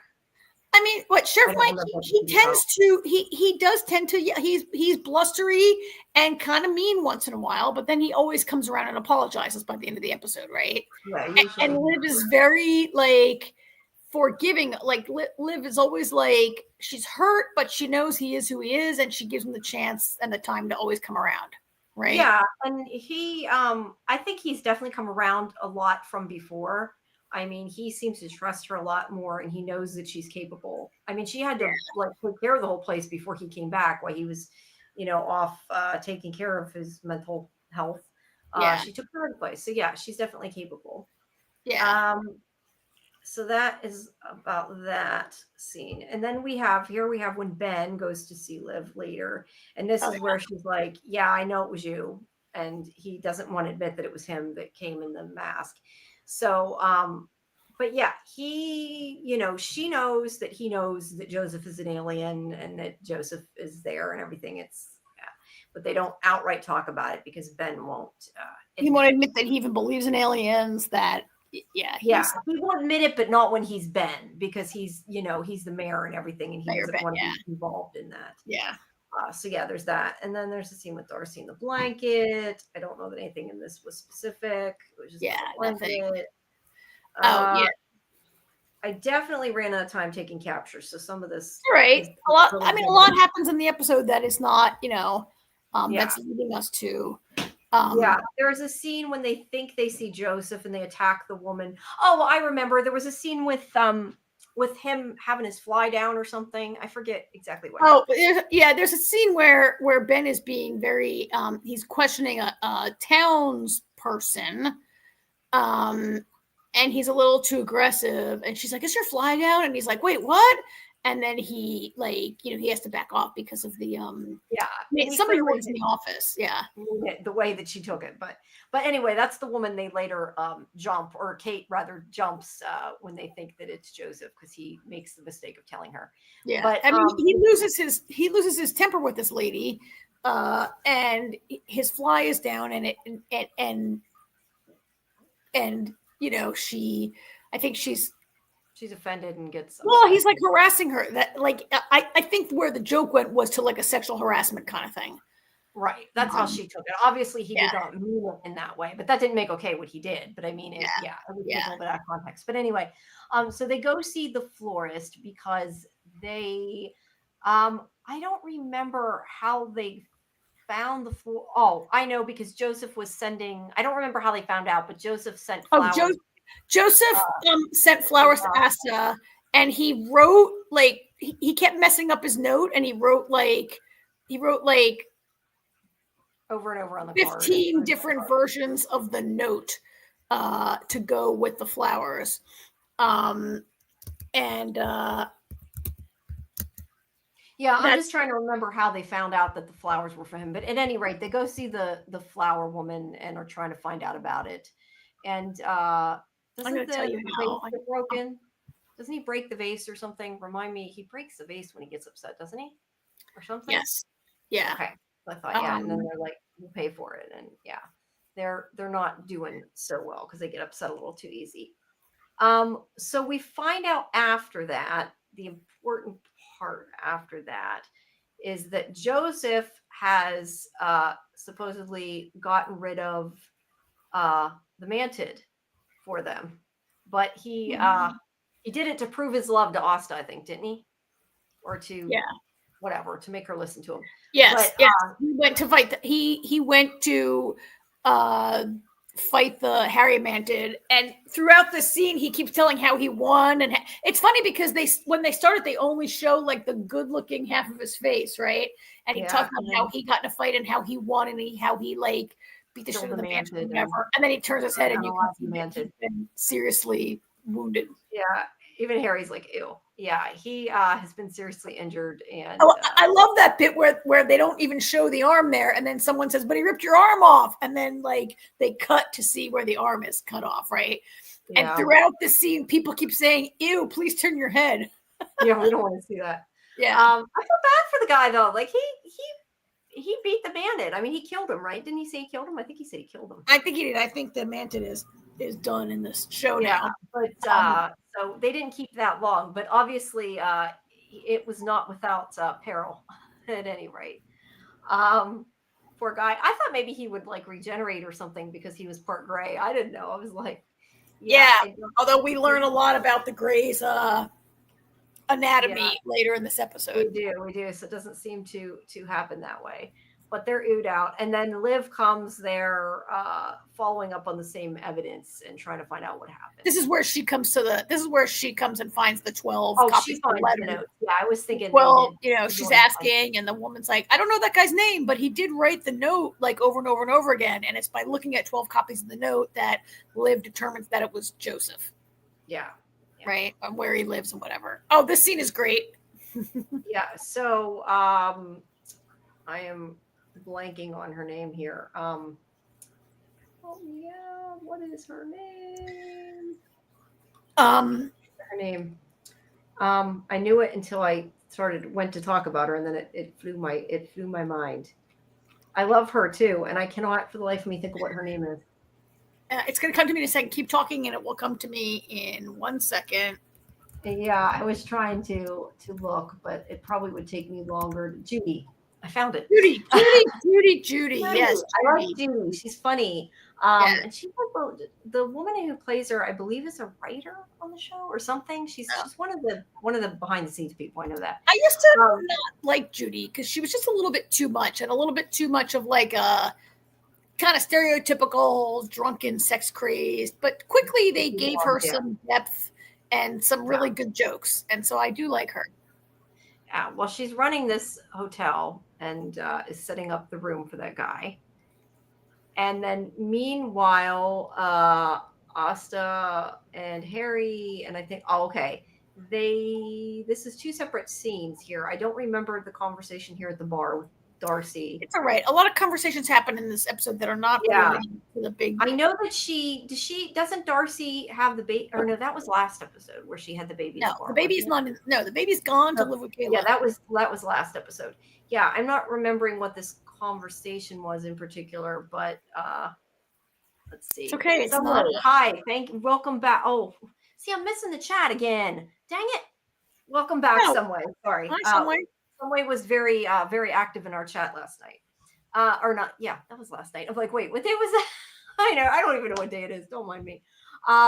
But we also have this scene with where Liv runs into Mike on his date. Okay, cancel vacation and stay with us, Muncher says. No way. Hey, it's my birthday. Let me take the vacation. I'm going to Alaska. Oh, I don't want to go to Alaska. Well, not that I wouldn't like Alaska, but I don't like the cold. I want to be here and enjoy the hot weather once it gets hot. Once it gets hot and stays hot and doesn't keep flipping back and forth. But he was on a date with her, right? I believe. And she interrupted his date. And I wish that this is where I wish I had looked up and had a recap in front of me. Who's she? You mean Mike is on a Mike is on a date with his girlfriend. Yeah. And I'm I'm looking up her name and trying to remember her name. It doesn't matter. Just keep going. No. But anyway, he's on a date and Liv interrupts it, and I don't remember what their conversation was, but it must not have been very that much important if I can't remember what they said. But yeah, he's still not admitting to what happened and that he saw the alien. He hasn't told her either, obviously. So then we get, this is where I love this part. Like, so Bruce is in Las Vegas and taking selfies, which is awesome. And Bruce is voiced by Jinx Monsoon, is that her name? Who was in Doctor Who. It does the voice of yeah. All right. Yeah. Sure. So anyway, is in Vegas, and so Bruce is the only full-blooded gray on the planet, and the only person, you know, what's important here is that Joseph has told Harry that it's not a chip. They took away. No, he says, I can't help you because I'm only a hybrid and I don't have the information. You need a full gray. And Bruce is the only gray on the planet and the only person who maybe can help Harry. And that's why they go to Vegas to find Bruce, right? Right. Yes, you're correct. And Bruce is incognito here, trying to be, which I love. Looks like the Invisible Man, right? I feel like there's got to be an Invisible Man joke in there I missed. Yeah. But yeah, he's hitting up the slot machines, or she. I'm not sure if it's a he or a she.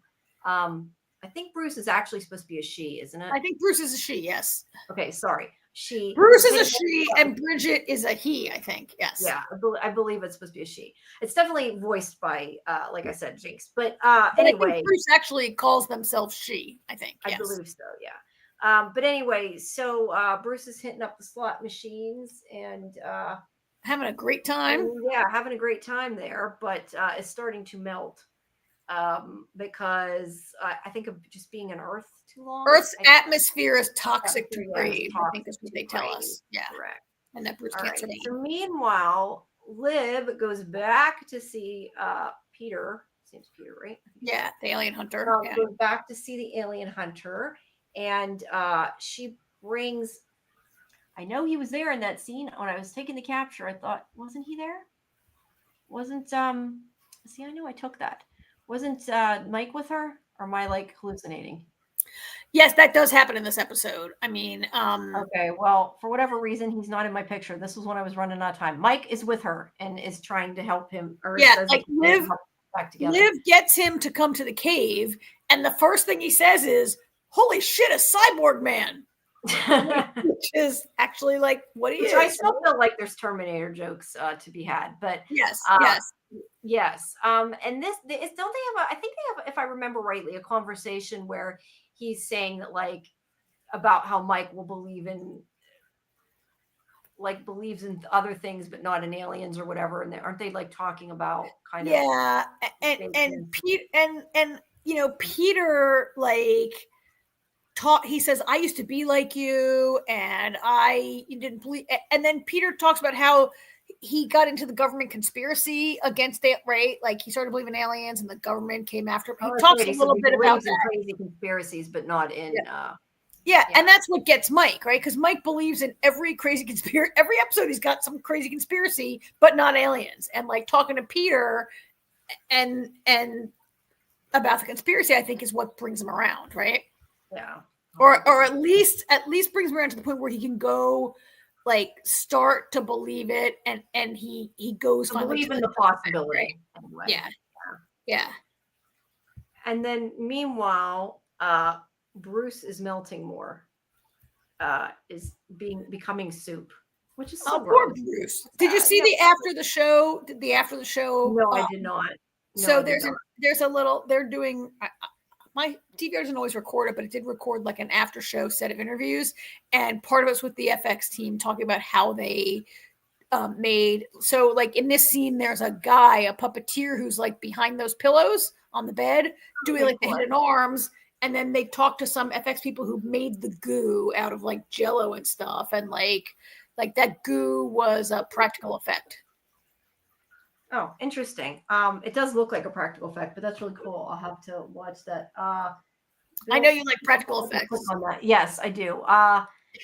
Bill says Sheriff Mike's denial is hilarious. It I is. think Mike will deny it as much as he can. He's afraid to believe, right? I think that's been kind of a highlight. Like Yeah, they really took their time bringing him around.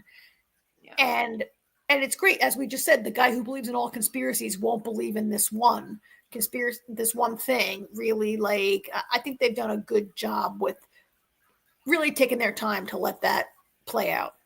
Yeah, I agree. And if he ever finds out about Harry, I think it's going to be so funny that he Oh, finds it's out coming, right? Just yeah, I'm sure it's eventually coming. I know in the comics, like the whole town, or I think knows.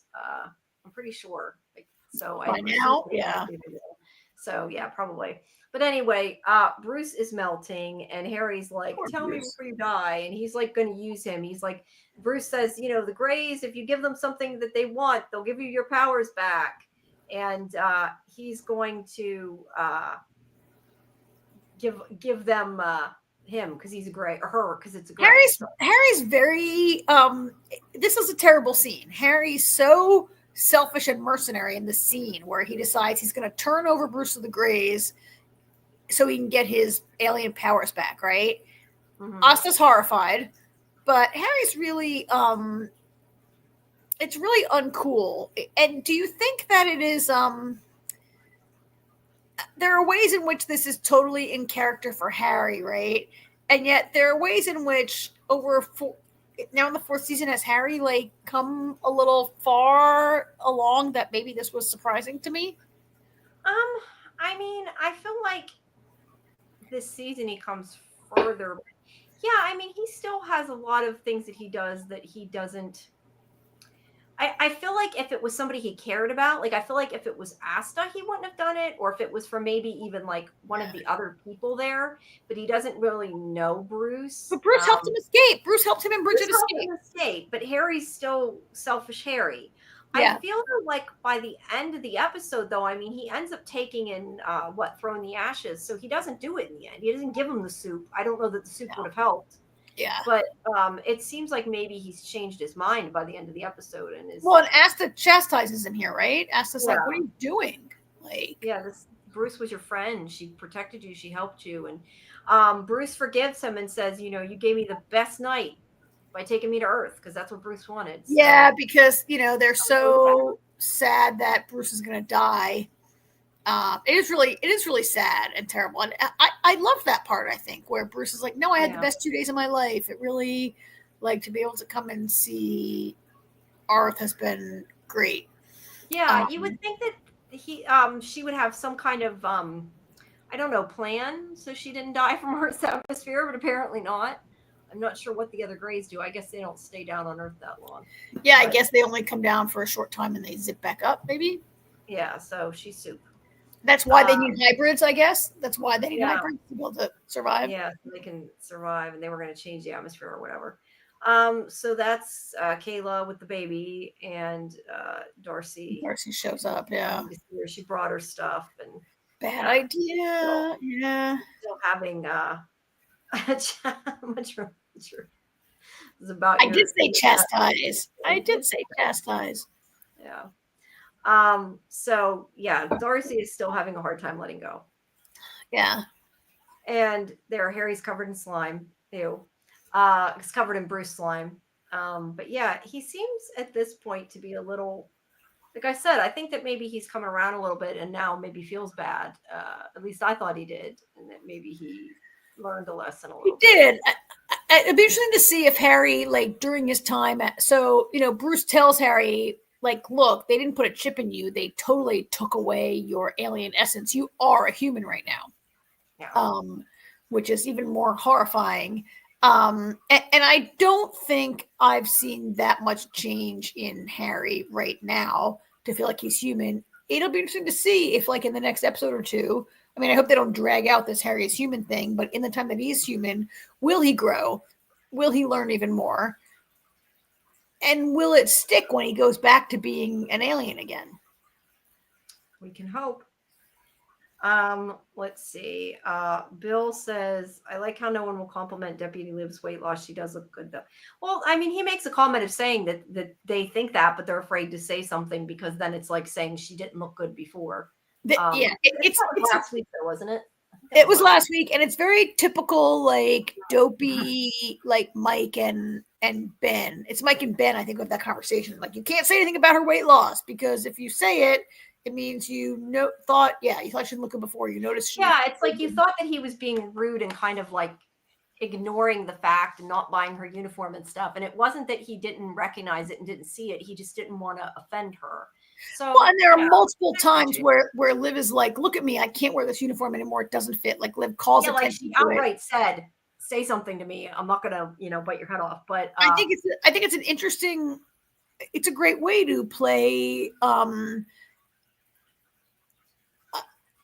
a character or an actor's change. Like when children grow and get taller, like people like tall Walt, people keep acting like they don't always adequately explain or even address or acknowledge when somebody change. Even a haircut on an actor sometimes on television doesn't really, and so she looks a little different this season.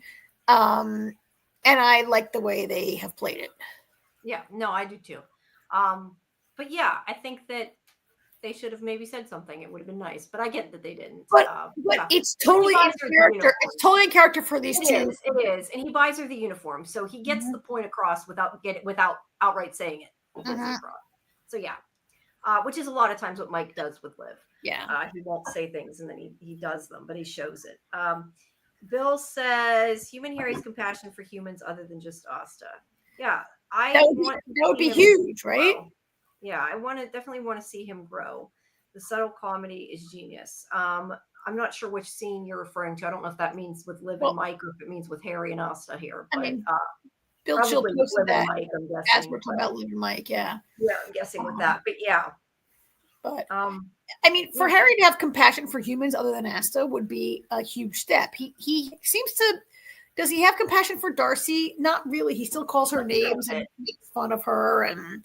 But sometimes I wonder though, like, is some of that like the calling names? I mean, is that like it's not like the correct way, but is it like because she's his friend, like he does that? Is it like when you're 7 years old and you call like I don't think he likes her or anything. I don't mean it like that, but I mean he's his. Like she's the sidekick, so he treats her as such. Like he's like that with Max. Who there was a point in the show in the early seasons where I would have said that Max was Harry's best friend before Asta became Harry's best friend, right? And Max and Harry have also always cares about Max. Yeah, but Max and Harry have also always been like sort of antagonistic. That's fair. Harry said Asta and the other one. He did. Yeah, he did. But sometimes that's what I'm saying. I don't know if he does that on purpose or he really sometimes he says things like the clown haired one or like he makes fun of her red hair and he but maybe he does it with love. We don't know. No, but it would be fun to see him like I agree. Develop some compassion and see if it will stick or not. Yeah, I agree. All right. So poor Joseph. This is where she's trying to explain you're not in love with me. You'll be okay. That kind of thing. I love that he has like 13 Band-Aids on his face. Yeah, I know. Well, hey, you finally went to the emergency room and I guess they thought that butterflying it would fix it. I don't know. And see how his chopped off arm, the sleeve is tucked in the pocket? Like it's a cheap way to do an effect, I guess. But yeah, I don't think that butterfly bandages would fix that face. No, but it's hilarious. It is. It's funny. I like it. But poor Joseph. I like Joseph. And he was so hot. Like now his face is destroyed. That's a little uncool. But hey, he's got half a hot face, right? I mean, I feel bad for him, but it's funny. I like how they played this. I like the fight. I liked how he, as I said, I liked how they played his face turning either way. I don't always love the humor to me on the show. I complain to you sometimes that it's a little broad. It's a little 12-year-old boy. Yeah, and yet that running joke of like you shit yourself during the fight was really pretty funny the way they played it, right? He says, I strategically relieve myself. And like, oh, you shit yourself? And they like talk about peed yourself, shit yourself, right? they Yeah, talk and it about. worked here. I don't know. I know a lot of times you do get annoyed with some of the humor. I a lot of times like it. I guess I'm a 12-year-old boy. I don't know. But yeah, I do think that it's that it worked pretty Yeah. well. And yeah, they keep having the gag with the showing the different sides of his face, and so we don't have to see the gross. But yeah, Joseph is trying. You know, he's Yeah, trying. He's a hybrid, and he really, I guess, probably it's not his fault that he is the way he is, right? But he's he's trying to be to, a good guy. I mean, he's not the bad guy he was before. So yeah, and like Asta's like, this part where he thinks he's in love with her, and she's like, sorry that you're just like, you're just clinging on to me for all these reasons. Like, it's pretty sad, but also like he's a little stalkery and he needs to back off. Like, right? He's teaching him too. I feel like he got the message and he understands it a little bit better why she's acting like she is. Because, like I said, this first time, emotion, sex, he doesn't know how to deal with it, and she's like, that doesn't mean that we have to get married and everything else. And Joseph said the Mantid ran away after he packed. Okay, he didn't kill him. The Mantid ran away. Okay, I thought he said he killed him. I couldn't remember. All right, yeah. All right, so are you going to do the next shot of him? Click to the next shot. The next shot I have is no, you don't have him. So go back. This is where Joseph leaves, right? Yeah, I think so. That's why I said, well, I ran out of time and I sort of scooted through the end to make sure I got some of the main points. So I just wanted to mention the part that I loved most about maybe this entire episode, definitely the scene, is where he leaves and you see he's wearing this green jacket. He has a messenger bag over his shoulder, and he's walking down the road, and he has his thumb out, like hitchhiking. And the car goes by. And the car goes by and ignores him, and they play this music. Do do do do. That music, the piece is called "The Lonely Man." Wait, that. Yeah, there it is. Yeah. That. Sorry, that's later, but yeah. Oh, that's later? Okay, we'll come to it later. But, let's just finish it now when he leaves. Yeah, this is so reminiscent of the Incredible Hulk television series, which starred Bruce Bixby as Bruce Banner. And that show was a little bit more like, if you ever watched The Fugitive, it was a show where this guy is on the Incredible Hulk's tail, and so he's like sort of an itinerant guy. Every week he's in a new town, trying to find a job, trying to settle down, and then this newspaper reporter's on his ass, and he gets mad, turns the Hulk, he has to run. But at the end of the episode, they would always show him like leaving town, going to the next place, and they would play that music, and him like walking and hitchhiking with that green jacket. This is like, and they play The Lonely Man. It is like, I mean, for all of Jamie, I guess maybe you never watched that show. You're younger than I am. I've watched it before, like not a lot. I've watched a couple times, but I mean, I haven't watched a lot, not enough that I. It went off the air in like 82 or 83. I am older than you, and my brother and I always watched it, and like that. As soon as I saw that, I was like, "Oh, that is so brilliant!" The Incredible Hulk ending. Yeah. Bill says, "Ode to the Lonely Man" at the end of the Incredible Hulk. I know now. I now know. I think that must be what Suzanne was talking about. That I didn't understand. She was saying something about a song that they used and I didn't know what she was talking about because But now I realized now that you said that must have been what she was talking about. It was I thought this was like a brilliant scene, partly because it is a shout out to those of us who were a little older and watched that when we were younger. I'm not sure how many younger people are watching that right now on streaming or whatever, right? It was and I thought that, I'm not sure that. Actually, I was going to say the one that I seen wasn't with Bill Bixby though. It was with the one that I swear I am like sometimes just want to like. Well, you mean the movies, the earlier movies? No, when I mean the Incredible Hulk, I mean I've seen Lou Ferrigno. Yes, Lou Ferrigno. That's what I was. Well, Bill Bixby played Bruce Banner. Lou Ferrigno played the Hulk. Oh, okay, okay. So that is change. Okay. When he would change it to Lou Ferrigno. Okay. So that's what you've seen. Okay, then I guess that was okay. What's in Alaska other than bears? Cold. All right, we're gonna put a pin in that, Muncher, and I'll answer that in a couple of minutes when we finish this episode. Okay. Okay. And tell you all about my vacation, what I'm doing. Yeah. So anyway, Hulk reference. I more thought it was funny because they wouldn't stop for him because of the way he looked. Well, that happens in the show. Like he hitchhikes and people don't stop, and that's like a classic ending scene of the series. I just thought, like, I'm not always sure that this show is that I'm not a little older than their audience they're going for. I'm probably older than everyone's audience. I'm old now, and people think I should just be watching like NCIS on CBS or something. And I thought this was a deep cut. This show went off the air in like 82, 83. Yeah, Bill Chill used to watch it as a little kid, right? It was bedtime. Then the Hulk went off. Yeah. I watched it a couple times. I think when it was like on repeat on something. I mean, obviously I was a baby when it was on, but yeah, I wouldn't call it. I wouldn't know anything. I wouldn't call it maybe a deep cut, but it is a callback to a 40-year-old television show, right? Yeah, that's fair. Yeah. Okay, so first of all, I want to see. Sorry, click back. So I can't see the icons that are, because I know you're in StreamYard too. The emojis that pop up in YouTube are different than the emojis that pop up in StreamYard. That is a little moose. Oh, well, I'm only in StreamYard. I'm in StreamYard, but anyway. No, I know. I'm just telling you, Bill Chill. That's a little moosey. I can see it because I have YouTube open. Yeah. I don't know if that's a reference to Alaska or what, but anyway, moose. So whoops. So we got to go back. So then we have Mike, who is he's remembering here, right? This is when he looks in his car, yeah, and he finds the empty body bag where he thought the alien body was, and there's a little slime, right? Bruce slime. So he knows that maybe he didn't. And he's kind of remembering. Is he remembering, or he's ending his denial? Maybe, right? We hope. Yeah, we hope. And then here Judy finds, she puts the please do not disturb. She finds, oh my god, she finds the mantid killed, right? The mantid has eaten the guy's head. Yeah, he bit the guy's head off. Yeah, so we know the mantid is not gone yet. And then we have I don't know if it's what the purpose is that the casino is named Karma.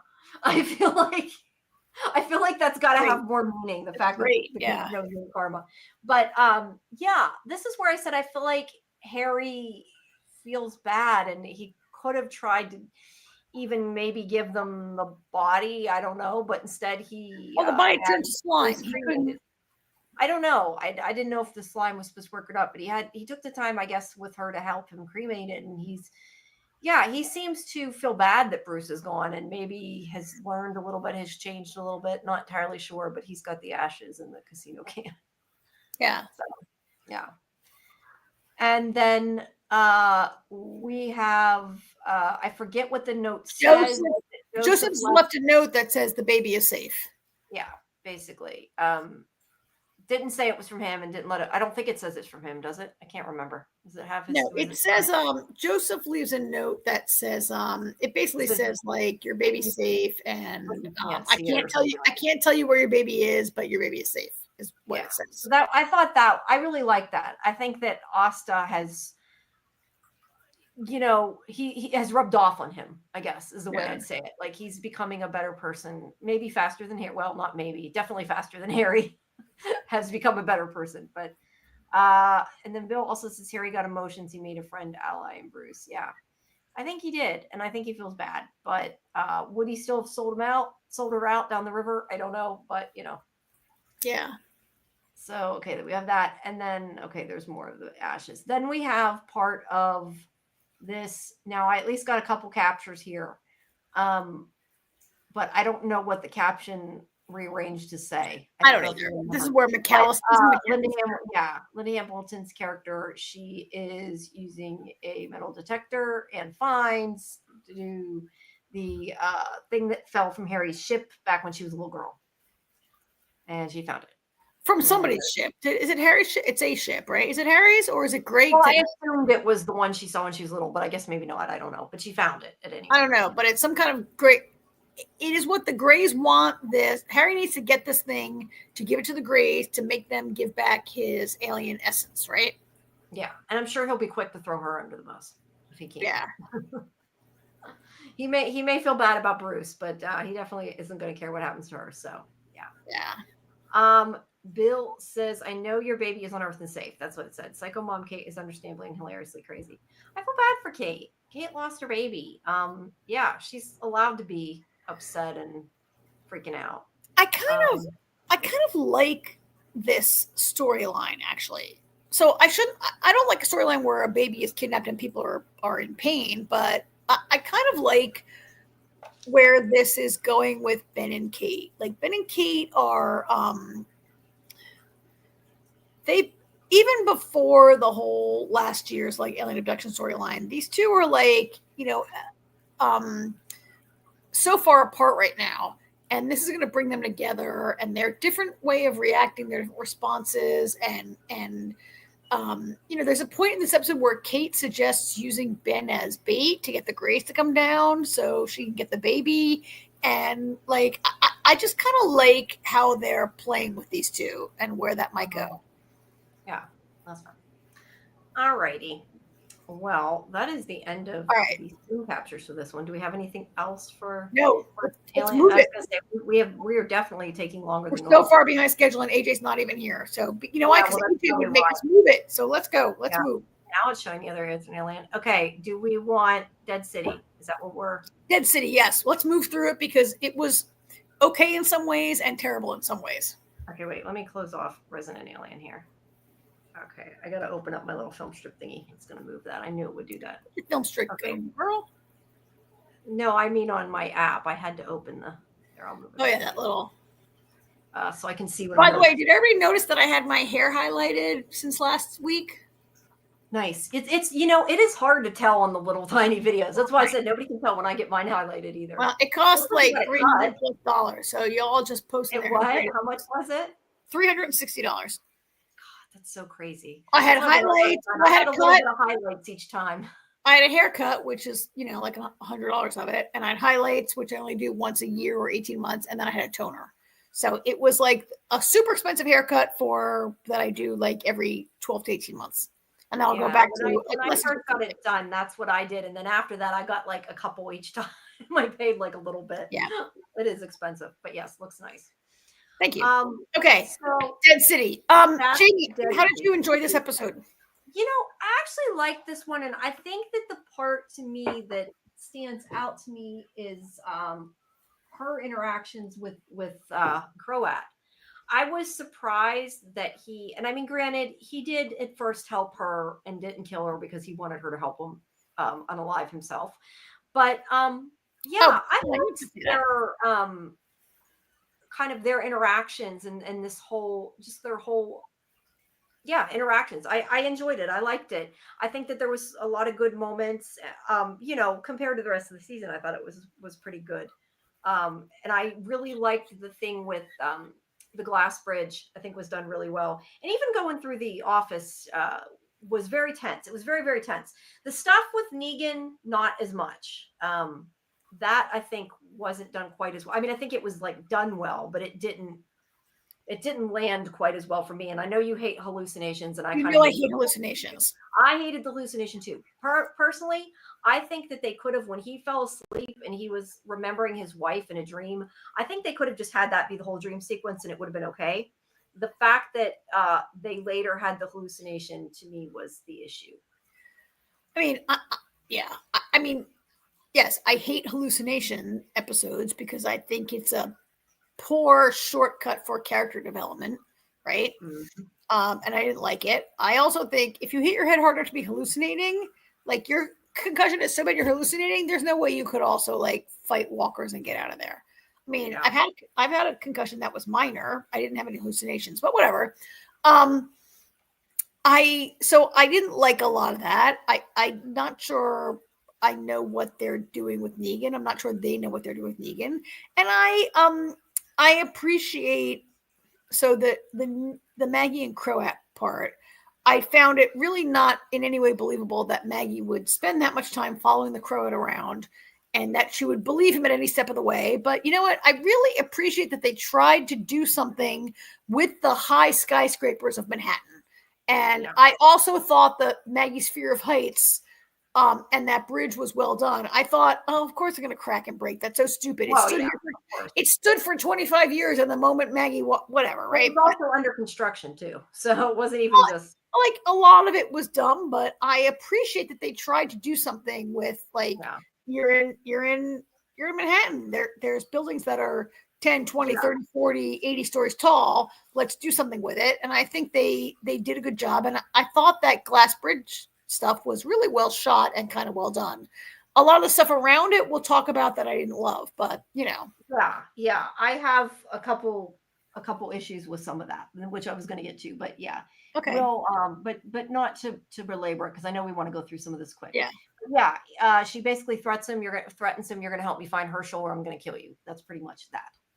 I think the key here is that he's pretty broken, right? The Croat's pretty broken after that. Because why would he ever go along with this? He's a broken man now, right? Right. And the other thing is she finds the body. Now I do want to comment on Dama. Okay.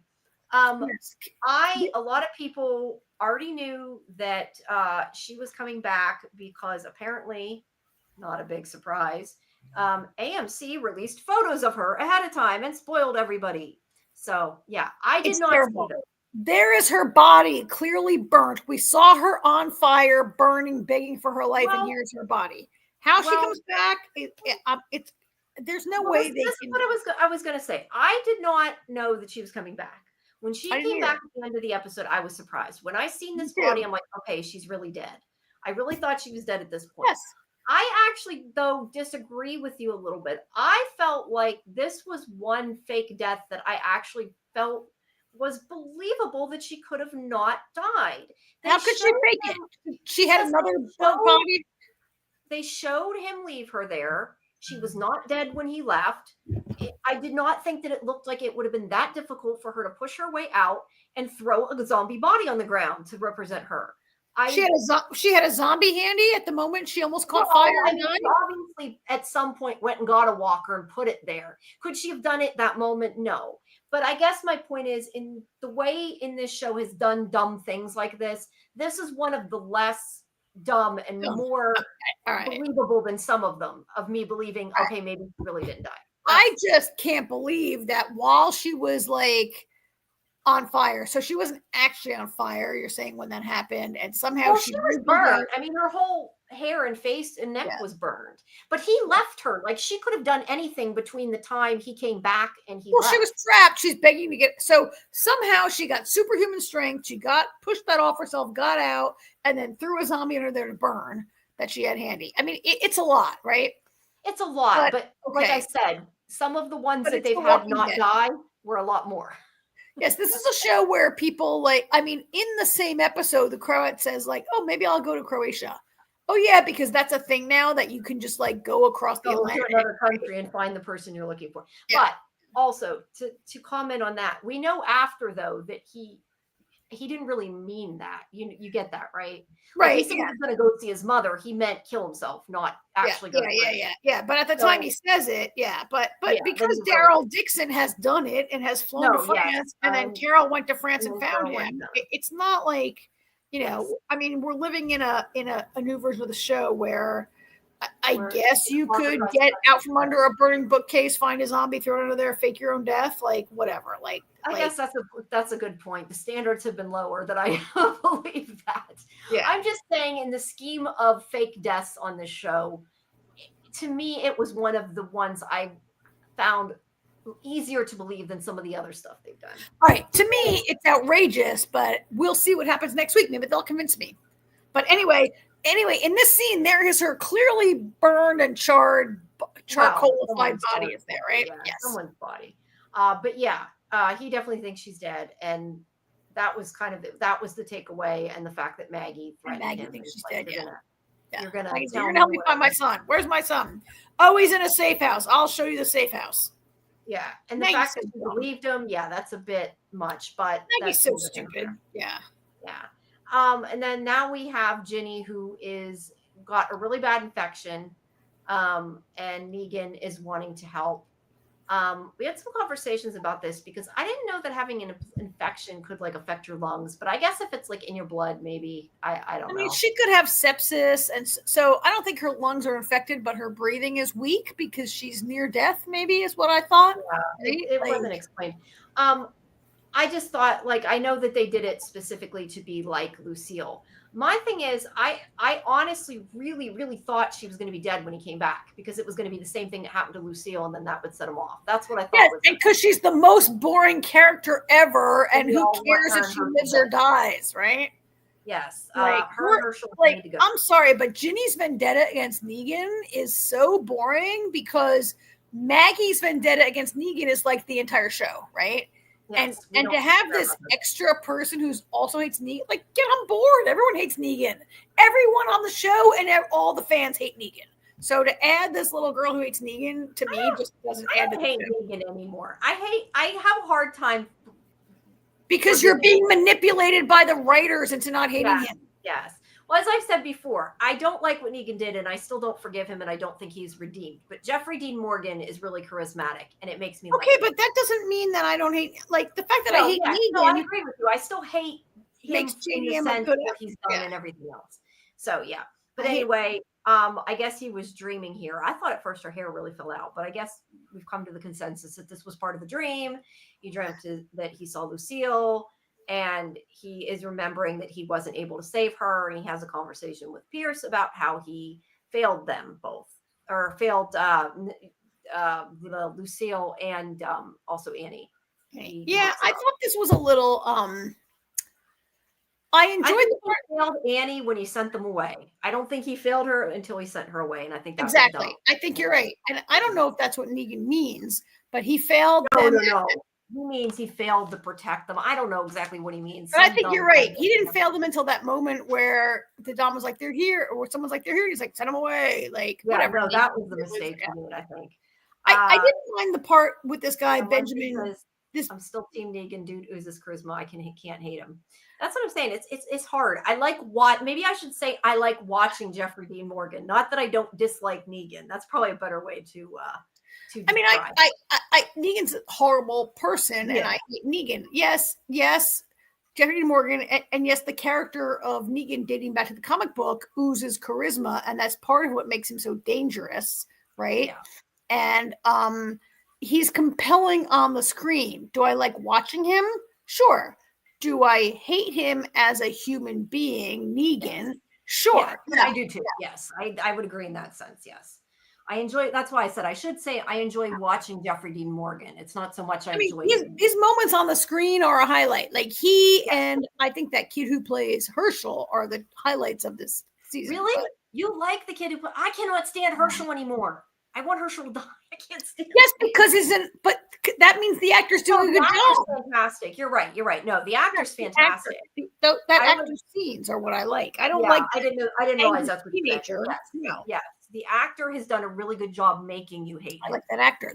That actor's scenes are a highlight for me also. But anyway, I actually kind of enjoyed in these scenes this kid Benjamin Pierce, who is like his conversation with Negan. I like how afraid he's of Negan. They're getting a little friendlier, and I like there's a part where he says like, I was only 10 years old when the world changed. I don't remember it all.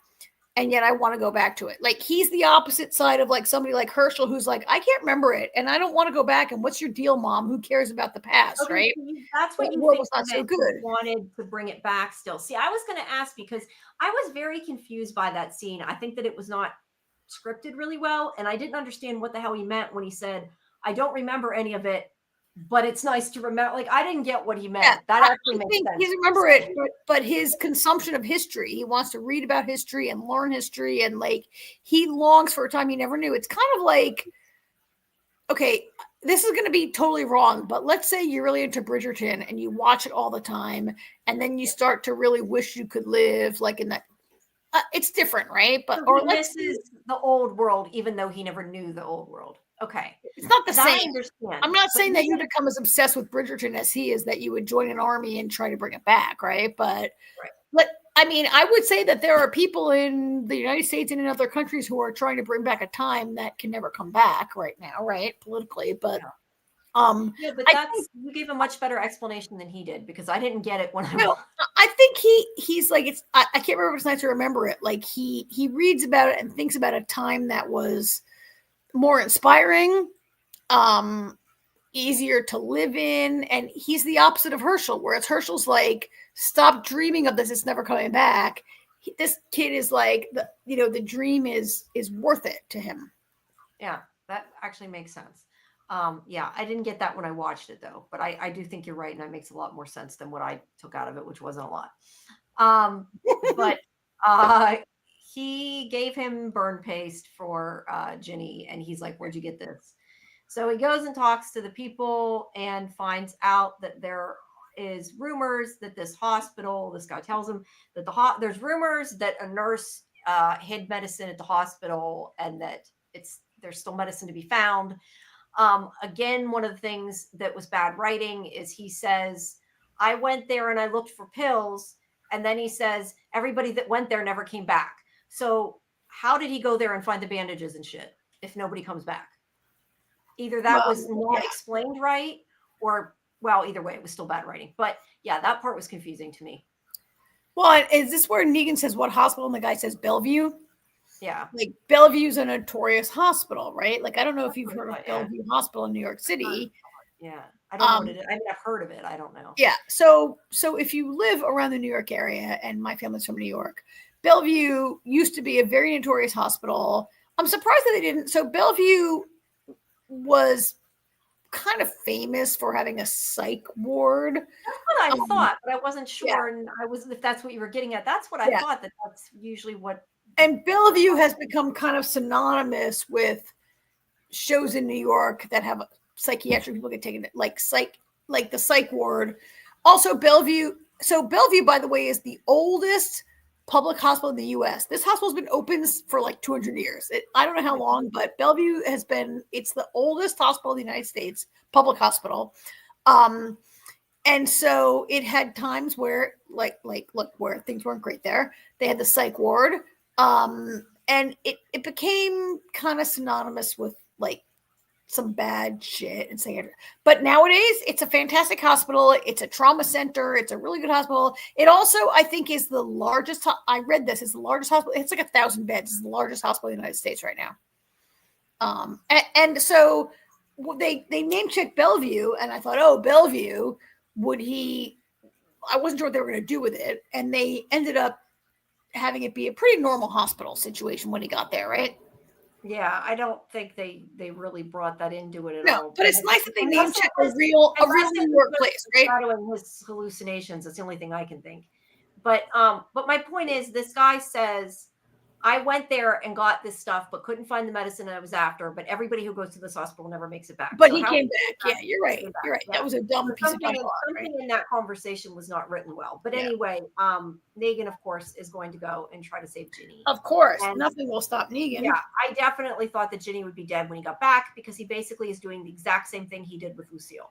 He's leaving, even though maybe he should stay with her until she dies. That would have been a great storyline, Jamie. That would have worked out really well, I think. I wish you would have written it. Yeah, and I guess they're trying to give Negan a different outcome this time. Yeah, well, that's why I was actually kind of surprised he left, because I mean that's exactly what he did. That's why I figured it would have the same outcome. He left, and when he came back, Lucille had killed herself. Yes, and granted, it wasn't his fault he couldn't come back, but he chose to leave and not stay with her when she told him to stay. Yeah. So yeah, he's gonna go. Meanwhile, Maggie is being shown Herschel's room by Croat, and realizes how they treated her son, I guess, and knows that there's more to it. He sees the drawing, he remembers the bridge, and obviously it's not really the reason, but he's like, hey, there's a safe house that we knew about, that he knew about, that we got to go to, and it'll be hard to get there, but that's probably where he went. And that's how that conversation goes.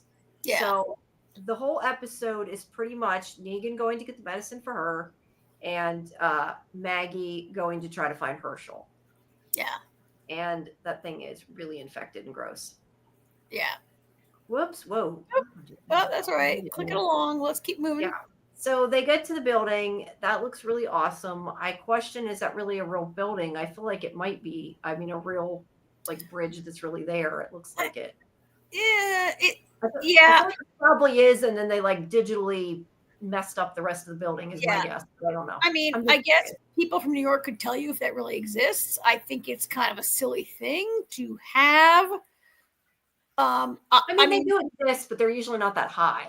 I mean, it being that high. And usually glass bottom walkways are like more touristy kind of places. They're not a utilitarian walkway to get from one building to the other, right? Yeah. They're usually from like across the Grand Canyon or whatever. But I think at this point is where Maggie should have seen the ruse, where he's like, oh, well, I think the credit is like, well, the safe house is on the right, but the bottom floors are impassable. So we'll go up the left side and go up through those floors and then cross over this glass thing to get to the safe house, right? Which this is the part that doesn't, well, one of the parts that doesn't make sense. Okay, first of all, if he really was only after her killing him, they didn't have to go through all this trouble. Okay.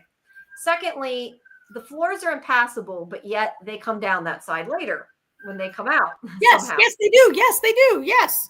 So yeah, there's a lot of. And who would make us say in the entire city of Manhattan? Why would you pick that to be your safe house? It's so dangerous. It's so I kind of assume that is why, because people wouldn't go there and it would be safe. But aren't there many other anyway, you can't get this one side, so let's go to the other side. But the side they go up is almost impassable, also, right? Like, yeah, and then they go it just made no sense that this is their safe house. Like the entire actually, I hate how they keep calling it the island, but whatever. Yeah, there's so many places, and this is the place. Yeah. I think Maggie was really. I mean, look, I'm not anybody's mother, and so I guess maybe if you're a mother and your child is missing, you'd be willing to follow the slightest chance to find him. Maybe, right? Yeah. I question though that like if he just wanted her to take care of him and unalive him, that he had to go through all this trouble. Like, what? Why? Like, there are much easier ways. He could have just. Well, he didn't want that. He didn't want that. He wanted to. I think he wanted to get his mother's ashes. Is what he wanted. Maybe, but he also wanted her to kill him. He didn't want Maggie to kill him. I definitely think that he wanted her to kill him. I mean, she even says that you were too afraid to do it yourself. But that is true. You were afraid. I think she meant you were too afraid to come here yourself. I'm not sure that the Crow has ever done anything without a crew. He used to be in the Survivors and the Saviors, and then he was with the Barazzi. I'm not sure that he's a guy that has ever really stood on his own. Yeah, no, I forgot that he got the ashes first, but yeah, he wanted to say goodbye, so I guess he probably couldn't get there on his own. But yeah, I do think he wanted her to help him off himself. That's how, I mean, she says that. You think he wanted Maggie to kill him? I don't think that. And in the end, he's alive at the end. I mean, in the end, he chose not to, but I think that that's part of what he was. Oh, we're going to disagree on that, but whatever. You can convince me maybe before this is over. So let's. Yeah, I'd have to go back and rewatch it, but she actually says that, and that's when she pulls him in. She's like, "No, I'm not." She says you're too afraid. Well, that was also a very dumb part of the whole episode, but we'll get to that. Dumbness. But anyway, he's like, "This is why it's difficult."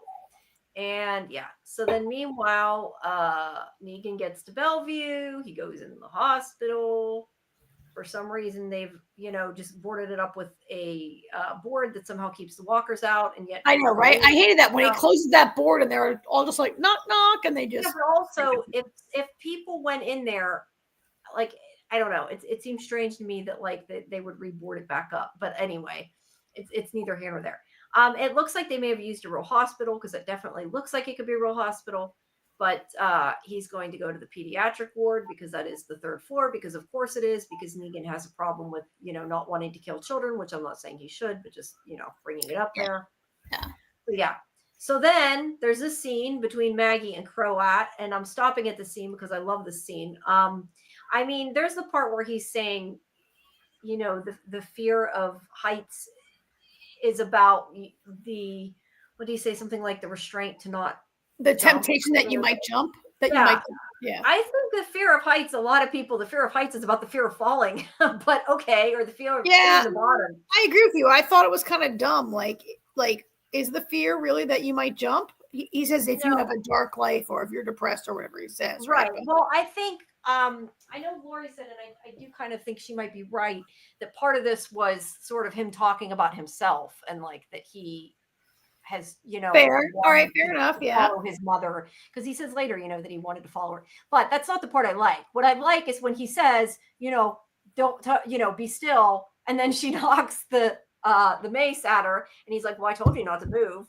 So I like that. I thought that was funny. And then she says, "You mean my son got past all this?" And the Crow says, "You underestimate him." And I think like. Yes, it's true, but I think like right then, Maggie, there's no way Herschel got through this. Like Maggie is. Do you think that Maggie really is pursuing Herschel, or is Maggie like on some sort of mission with the Croat now? I don't really know. Like, No, there's I mean, no way I believe Herschel could have gotten past this. I agree, but I think that if you're trying to believe that your son's still alive and you're trying to find him, that you might follow along with it. You might believe anything. You might believe anything. But I agree with you. She's being naive. But yeah. But either way, this was a fast way to dispatch with the trap. I don't know. I just like that scene. And then like her looks like, huh, like really? And it's like, whoa, you did it. Now that's where they start through the office, and we have Negan starting through the hospital. Now there are some problems with the scene. Like, okay, I get the idea with the kid and everything.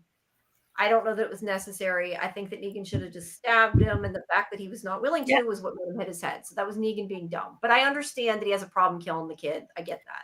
I mean, but that's what that's about. I kind of don't. Like, I believe that Negan has an affinity for living children, like Carl, like Judith.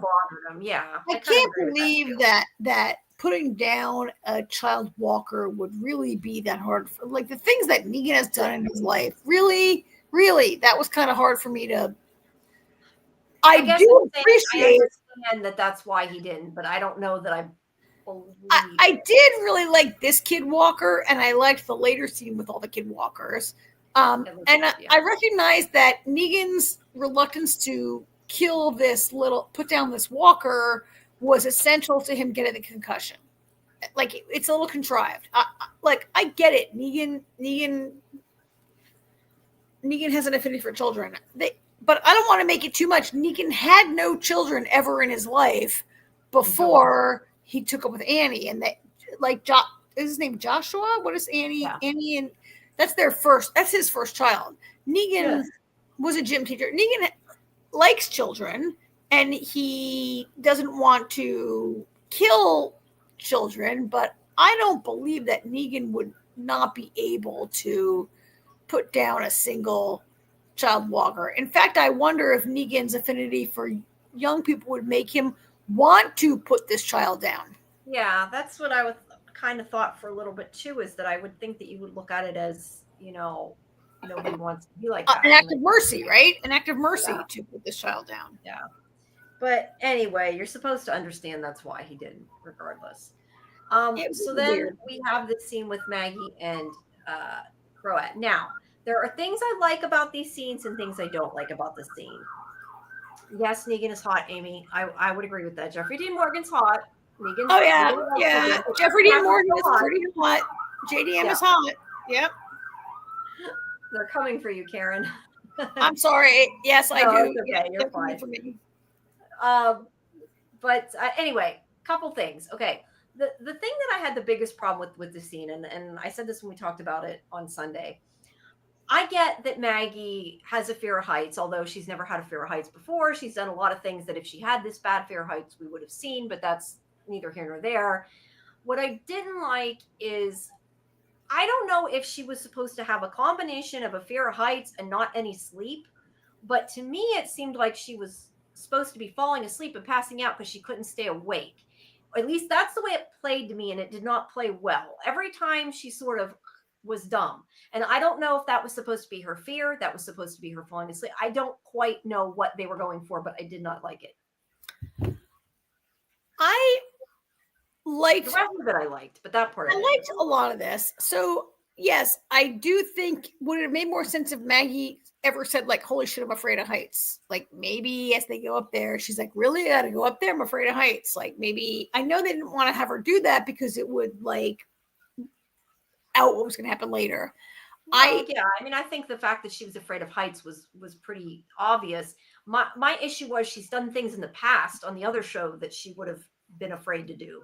Fair enough, but never at this height. Never on the 37th floor. Okay, that's fair. Right? That's fair. Like Maggie might have had to climb up like a 2-story building and jump off it, or she might have done whatever. But I don't remember what it was, but we were having a conversation that she hung from something before and was doing something hanging. Well, to be fair, on season 1, we did have a big. Remember in season 1 of this show, there was a big zipline episode where they zipline.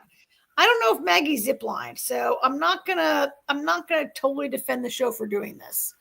But I appreciate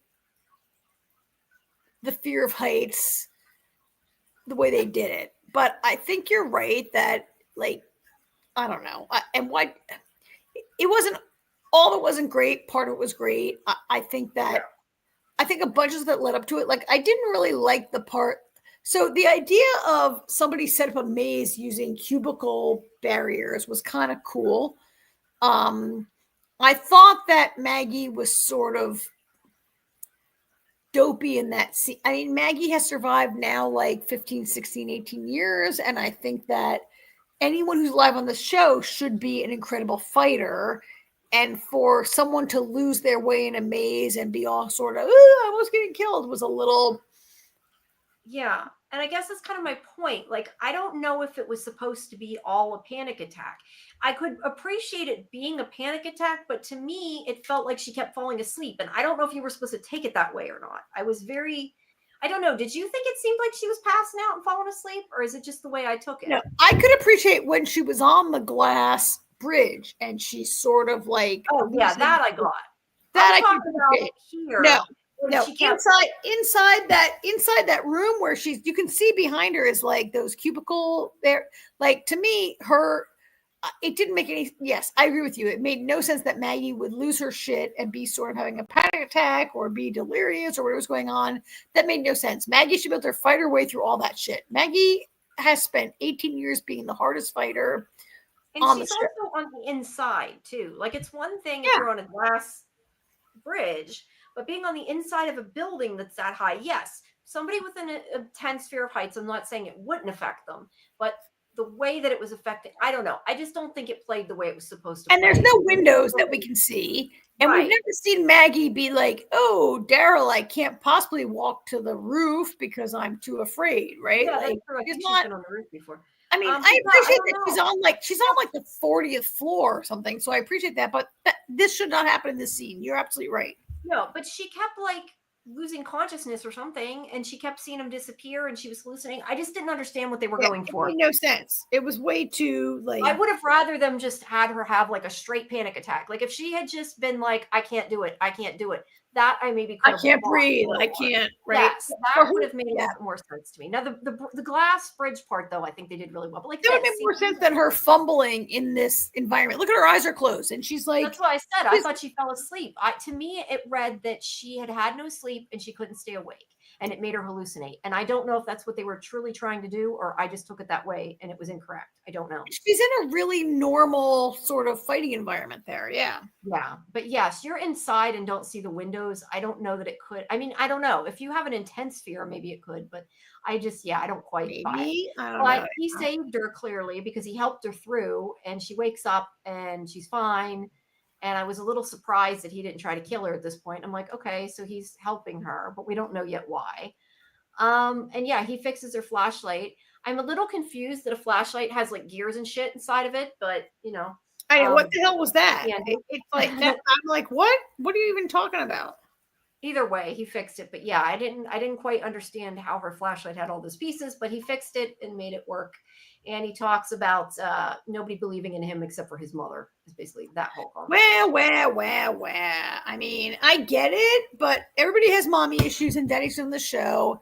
And I get it. I was kind of like, I mean, maybe I guess the death of the Dama brought this up. Like, was the Dama his mother figure? Oh, I definitely think so. I think that he looked at her like his mother. I definitely think so. It's a lot of drama. It is, but I mean, yeah. There. Okay, so Negan goes in where all the kids were. Now, I think that this looked really cool. I liked the way they did it. However, I loved it. All the fact that one of the Walker children attacked him, I have a problem with. But it did look cool. The fact that I would assume the end of the world came like at least 15 years ago, right? And these kids are all have been, I guess, standing around this room for 15 years. Yeah, I guess they probably don't get older or whatever because they're already no. I would assume they'd be a little more decrepit and deteriorated and a little hungrier to try to eat Negan, but he actually kind of walks through there. Like, these kids have been standing there for 15 years. Yeah. Yeah, so there's some issues with that. But like it was I said, creepy. It was super creepy. I mean, I liked it. I liked the idea of like all these kids. It was very creepy for me to look at. It was very right. And then to have Negan, a guy who I mean, I don't want to overplay his affinity for children, and this scene might have. I don't want right. It's just a creepy scene in its own right. I don't want to overplay Negan. He doesn't want to kill kids, but he's not. I don't want to. It's not. Yeah. I don't want to overplay it in his character, right? No, you're right. I did want to ask you because we kind of had a difference of opinion with this. I was a little confused. I guess that he was just supposed to have almost fallen when he heard the noise. I almost took it that when he heard the noise of something in the ceiling, he thought it was going to fall, and he automatically was like protective. And then he's like, "Wait, I can't do this." Yeah. Or is that just me? Because Lori definitely thought that I was wrong, and I don't know. That was what I saw. I mean, I think Negan should have nailed that kid in the head. Yeah, but I wasn't sure if he just tripped or it was more than that. I mean, I don't know. I think he tripped. I think for some reason he didn't want to do it. He backed off. He didn't do it. He recoiled, caused him to fall and hit his head. I don't think that do I think it's in character for him to back off? It was required by the script for him to bump his head so that he could have the whole. I think he had already hit his head at this point, I think, because I think he hit it whenever he was fighting with that other little kid. But I don't know. Yes, because he's already hallucinating here, so he must have, because he hears his wife in the ceiling. There's nobody there. That's why I was saying I thought that he thought the ceiling was going to fall, and he was like, "Oh, that's why he had this." Yeah, like he was like sort of going to protect the kid, like a natural reaction, and was like, "Oh no, like that's not what I need to do." But it sort of came down. I don't know. That's what I thought, but apparently I'm the only one, so that's okay. So yeah, kids abound. They don't attack them. Comes in. I guess they were supposed to think that maybe the drugs were hidden in the wall. They didn't explain that, but he finds out there's nothing in the wall but wires, so that's irrelevant. Made no sense. Yeah. Oh, yeah. Then we come to the glass walkway. Now, again, this was probably the best scene of the episode. Not probably, it was. I very much enjoyed this scene. I think it was shot really well. Yeah. This was the highlight. This was the best part. Yeah. And yes, her having trouble walking in the scene, that made sense to me. I mean, I think I just would have wished that she had said, "Look, I'm afraid of heights." Yeah. I understood she's afraid of heights, but she never says like, I mean, Jamie, if you were like walking across here, I'd be like, "Jamie, I'm afraid of heights." Like, I guess I just object to the part where they don't make these people talk like normal human beings would speak to each other. And that she should say, but I did think it was well shot. It was well done. I love that shot from the below her feet where she's all dizzy and I love that. Like, I think they did a good job of making us feel until this moment. That was terrible. But before that, they did a good moment of making her feel her disorientation, I think, right? What do you mean until this moment? What do you mean by that? The moment where this thing has been fine for God knows how many years until the moment Maggie walks on it and then it cracks. Well, other walkers came on it too. There's more than one person on it. But yes, I agree. I mean, it's built for people to walk across it all day, every day. I've walked on these things. We all have walked on these things. It is. But it was also under construction. So it wasn't under construction. It was like a thing. Well, why was there all the scaffolding then? If I guess the crane maybe the crane has fallen on it and made it weaker. Maybe, I guess. I don't know. I don't know what it was. Maybe it's under construction. I don't know. It was very. Look, supposedly the Croat lived there and like went back and forth from there. His mother's ashes are in there. He spent a lot of time there. He walked across there all the time. And it's only when Maggie walks on it. Gone there before. But at any rate, when Maggie walks on it, of course it's going to crack and fall apart. That bothered me. But hey. No, you're right. I agree with you. But I liked it. I still liked it. It was exciting. It was tense. I enjoyed it. And it made 100% sense. No, but I did enjoy it. Okay, fair. And it was better than some. It was, made more sense than a bear jumping in the room. Yes, although the bear was cool too. It was cool, but hey. So yeah, he sees somebody running. He follows them out. Again, doesn't get touched by the walkers. Knocks her down. It's his wife. It's a hallucination. Oh, yeah, hated that. I guess he's forgiven himself after this a little bit. I guess was the point. I know you hate hallucinations. I also didn't like this. I mean, I liked seeing him have a scene with his real wife, but like I said, why not just extend the dream sequence? I think it would have made more sense.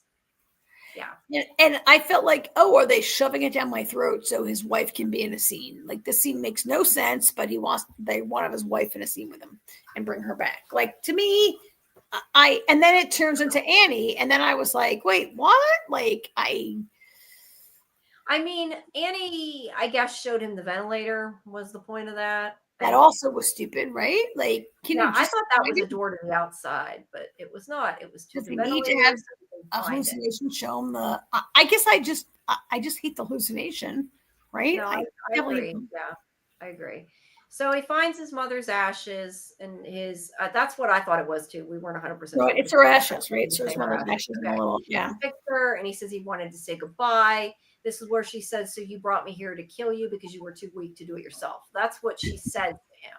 And well, she says it after she hangs him outside the window and realizes that he wants to die. Okay, so that is my most hated scene of the entire episode because 2 minutes ago, Maggie had such a fear of heights that she could barely with one hand like that. And now she can stand in a broken window and hang him out with one hand, right? I'm like, oh, I agree.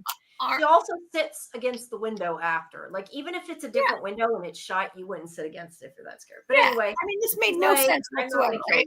Also, that might be the worst bit of fake background that I've ever seen on this show. Like, they did not spend any money on that. No, they didn't. But at any rate, she pulls him back in because she's not willing to do it.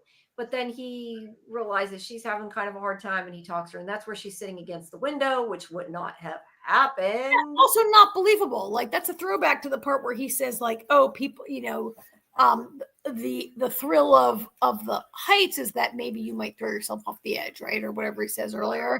And in that moment, are you supposed to think that Maggie might jump off? Because I do not believe for 1 second that Maggie would throw herself off that. I don't think she was going to, and I don't think that was ever son is still around, right? Right, but I do think that it's maybe her thinking about Glenn being gone. I mean, that I can see, but would she join him? No, I don't believe that. But he tells her, about his mother and how he went to see her and found her right after she died. And he wanted to unalive himself after that and follow her, but he didn't. And then the Dama met him, and she knew I went too far. And he, says he doesn't blame her because she knew exactly what to say and exactly what he needed. Now, I kind of like some of this because I feel like the whole point of this scene is definitely to juxtapose with Herschel and saying, okay, the Dama can read you, knows what's broken in you, and knows what strings to push to get what she wants.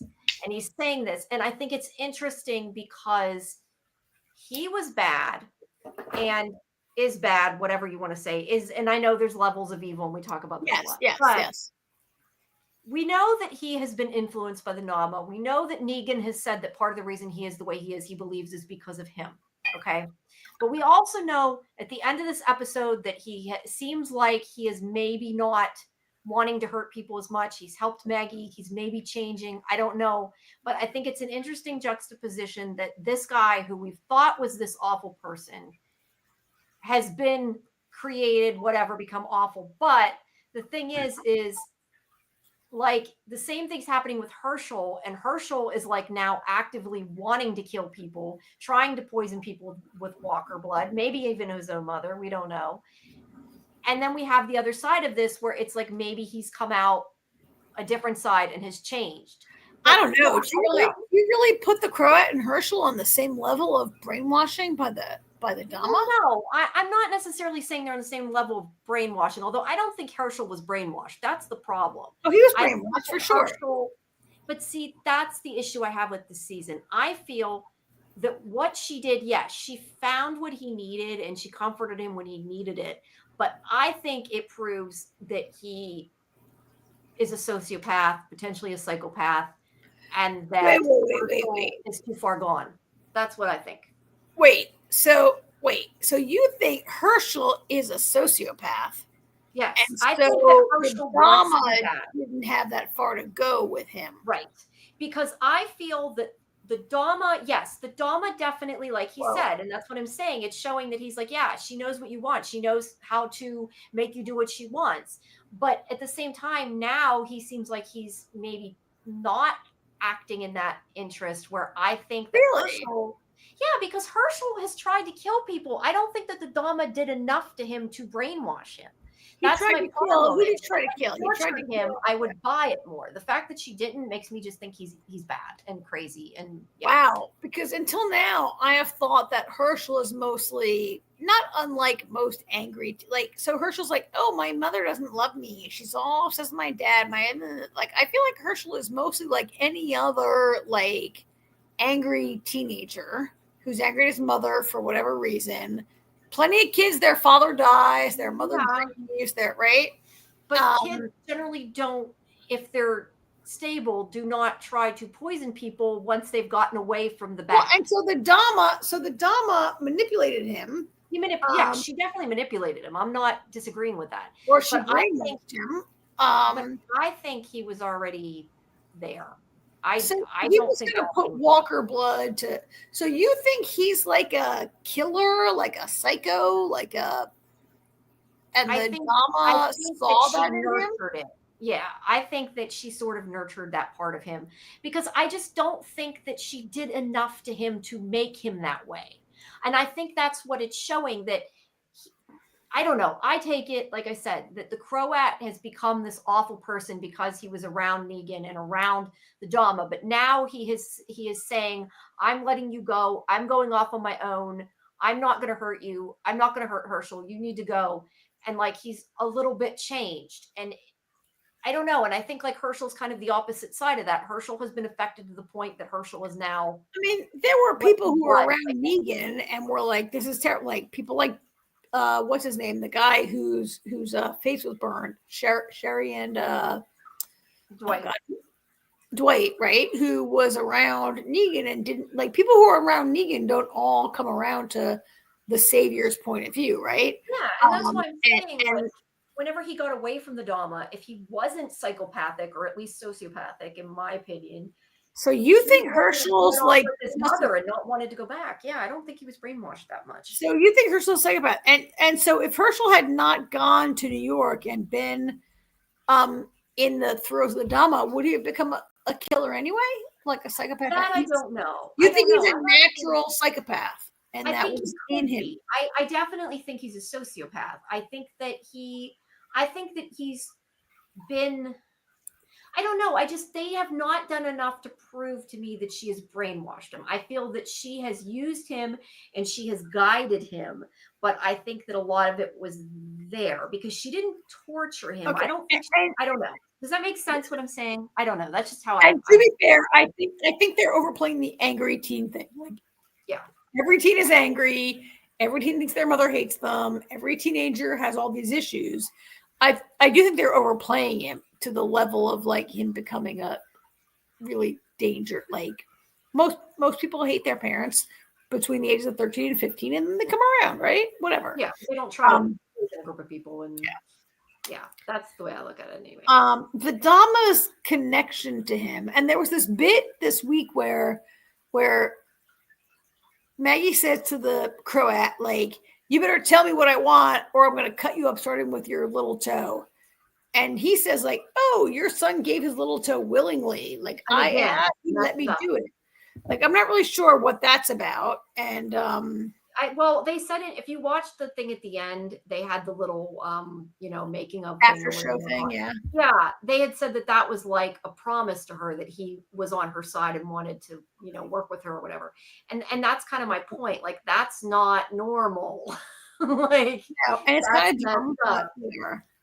Yeah, I don't know. I mean, maybe I'm wrong. I don't think it's I think you're giving a better reason. So the idea that I should think that Herschel is so angry at Maggie and had such a bad life and he's so mad that she misses Glenn is not sufficient. And so your idea that he's just a sociopath is maybe a better explanation.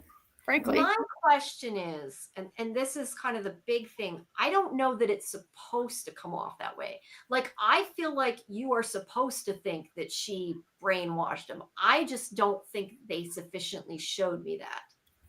So Okay, I think I'm fair. probably giving them more credit than they deserve. And I'm probably like, I don't know, looking at it too deep. Like, it's probably just she made him nuts. The end. But Well, I agree. I don't They didn't sufficiently show me that she was able to divorce him. Not divorce him, to brainwash him. I really don't. I didn't see it either. I don't see it that she was able to. And don't know. they haven't really given a good reason for Herschel to be like had such a bad life. Like, okay, his mother is very protective, but that's really all we've seen, right? Like, Yeah, why is Herschel such a whiny little baby? and at the end of the end of the episode, it's clear that he knew she was there and he brought his mother to her. Mm-hmm. Which, yeah, big problem with that. Well, So and anyway, also he signals her. And of course, they just happen to be, across from the building where they see the signal that he had no way of knowing. But that's, again, just sloppy writing. So he brings the ventilator to Ginny. That also was very kind of dumb because I can't believe that.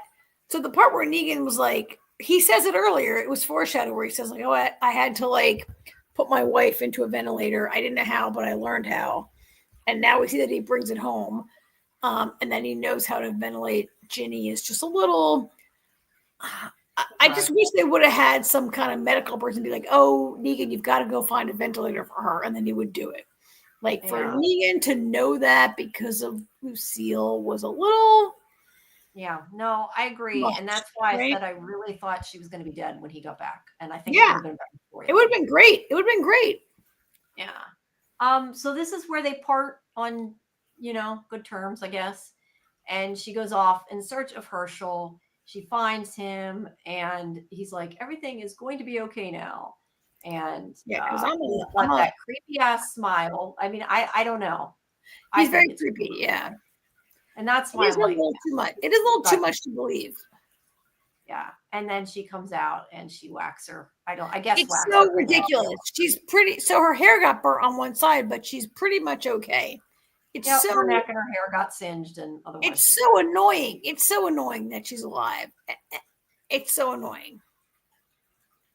Right? How could she be alive?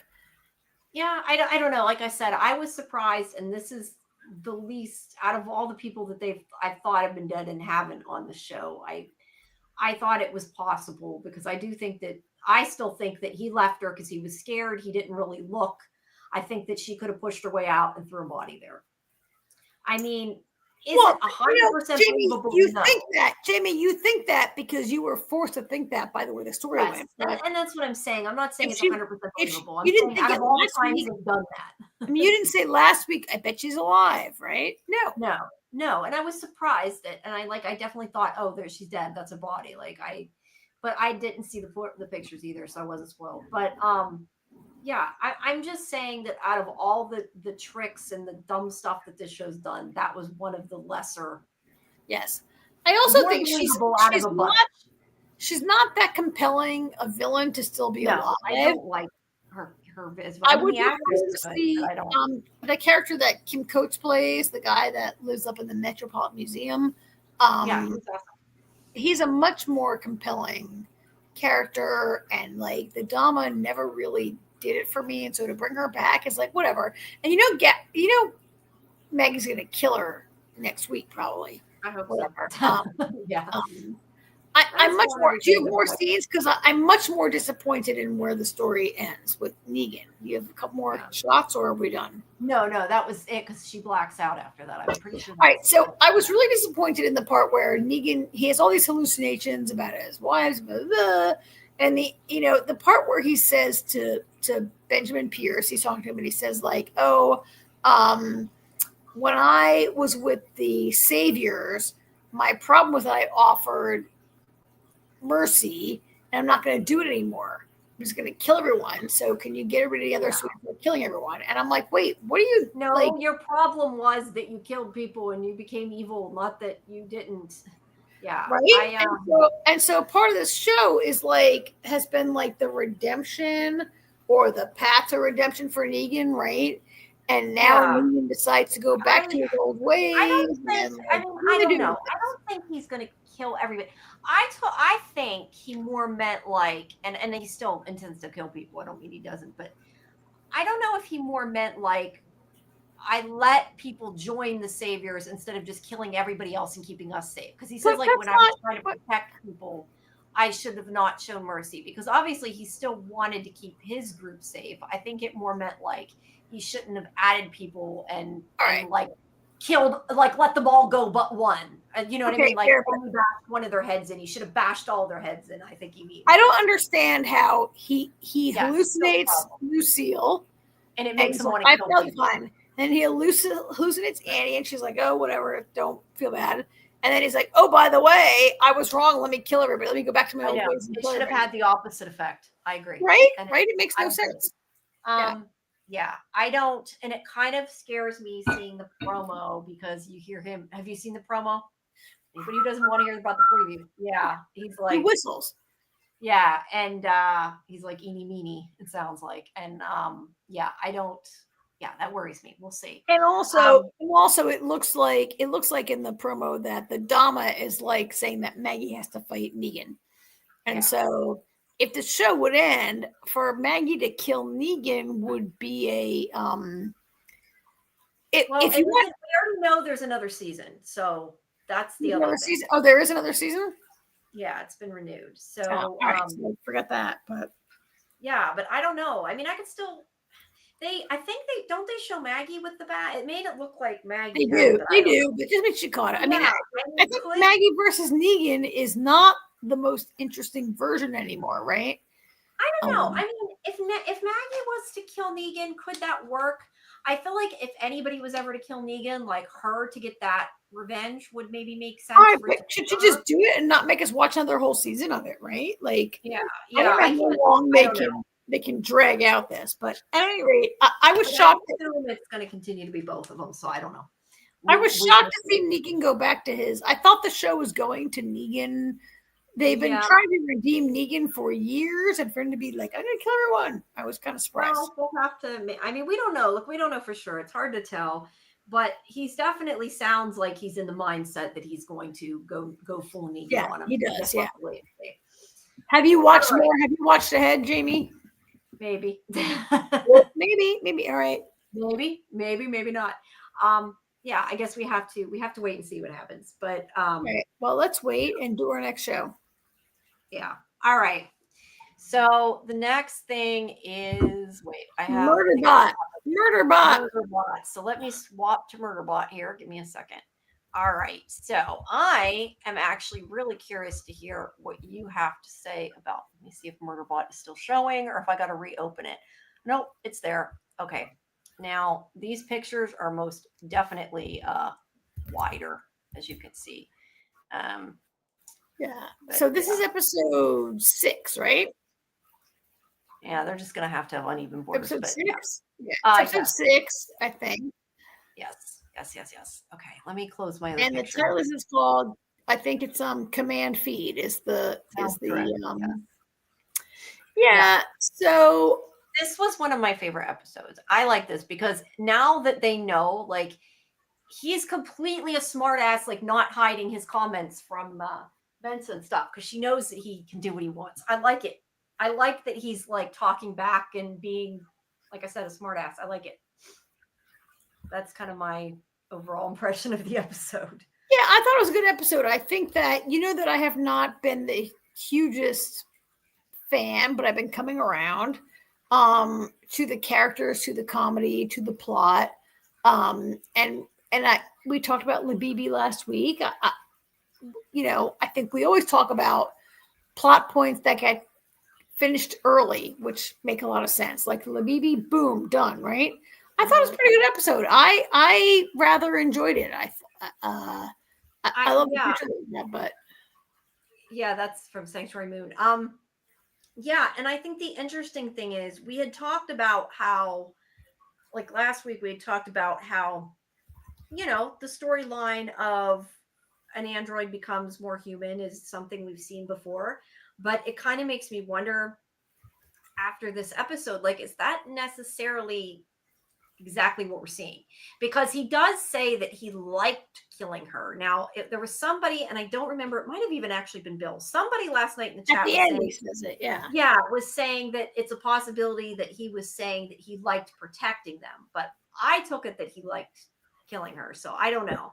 But it's an interesting take on it. But yeah, I love that he is just kind of himself in this episode. He's watching his shows.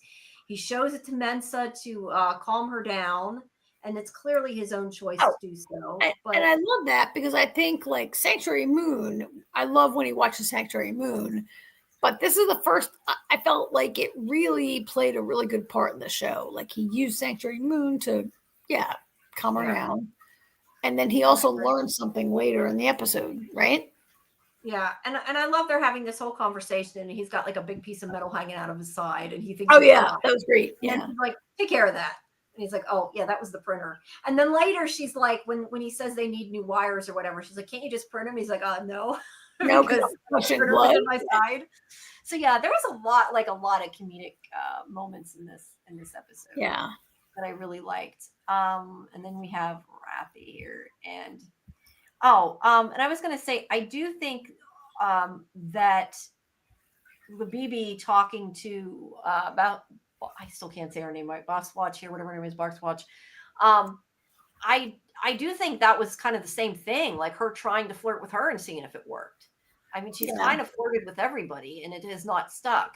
And I do also think that Grathin was figuring it out, because she says something towards the end, like that he'll log her in and give her the right information, and she says something about like the stuff he's been showing her. I think he had sort of figured it out and was not giving her the right information, and he was sort of he's always sort of right on the heels of it, right? He's not quite there, but he's always sort of got it. He's getting there. But I mean, we learned that everything she said was basically a lie. But yeah, that was so creepy. Yeah. Like, wasn't that creepy? Yeah. Wait, what? Yeah. But I get it. He kind of is seeing that she's that he's not helping her in this part, because I think he's maybe starting to, I mean, at least I thought maybe he was starting to see that couldn't trust her. But yeah, we have this is where she's like, we can print new wires. He's like, no, we can't. So and that's right. And he doesn't have, the whole thing with the Sanctuary Moon at the beginning was that he didn't have the instruction manual, because he deleted it to make room for Sanctuary Moon for the 19th season or whatever of sorry, I know I'm on here, I'm always taking Advil. No, it's okay. I'm done. It's like my allergies have been so awful. Hit it. Hit some Advil, girl. There we go. All right. So yeah, he's like, I don't have the instructions, but if we can get the ship moving, I can probably fly it. And she starts having, okay, that's where he's trying to fix the wires, but she starts having a panic attack. I don't know if it's here or later. Yeah, she starts having a panic attack. And he's like, you're okay. And she's like, no, I'm having a heart attack. And I loved it here. I love this. Yeah, because I mean, he is watching her and making sure she's okay, and he really is taking care of her. He's like, no, you're having. So this is part of his like. Yeah, and he's thing. And I love that on his own he thinks, I'm going to show you this episode that calms me down. And she's like, it helped you? And he's like, well, no, I don't have a heart, but yeah, that's kind of my point. Yeah. Like, he was so sarcastic and doesn't hold back, I guess, is what I really appreciated. We also had the pronoun conversation last night. Because I guess the thing is, they do refer to him as a he in the show, and that's why it's hard to know what to say. I'm not sure it's a huge deal for this show. It isn't, but I guess in the book it's a thing. Like, there is like a conversation about it that, it likes to be called it, I guess. I don't know. But we had this conversation about it, and I think at any rate, they're there. I love this part. I love this scene where Sec unit is like calms her down. And he's like, this will calm you down, and the character's saying to breathe, and he's the Sec unit. She gets into it. She gets into the and it helps her. Yeah. And that's kind of my point, that like Sec Unit figured this out all on his own, how to do this, and he actually helped her. So yeah, I really like that scene.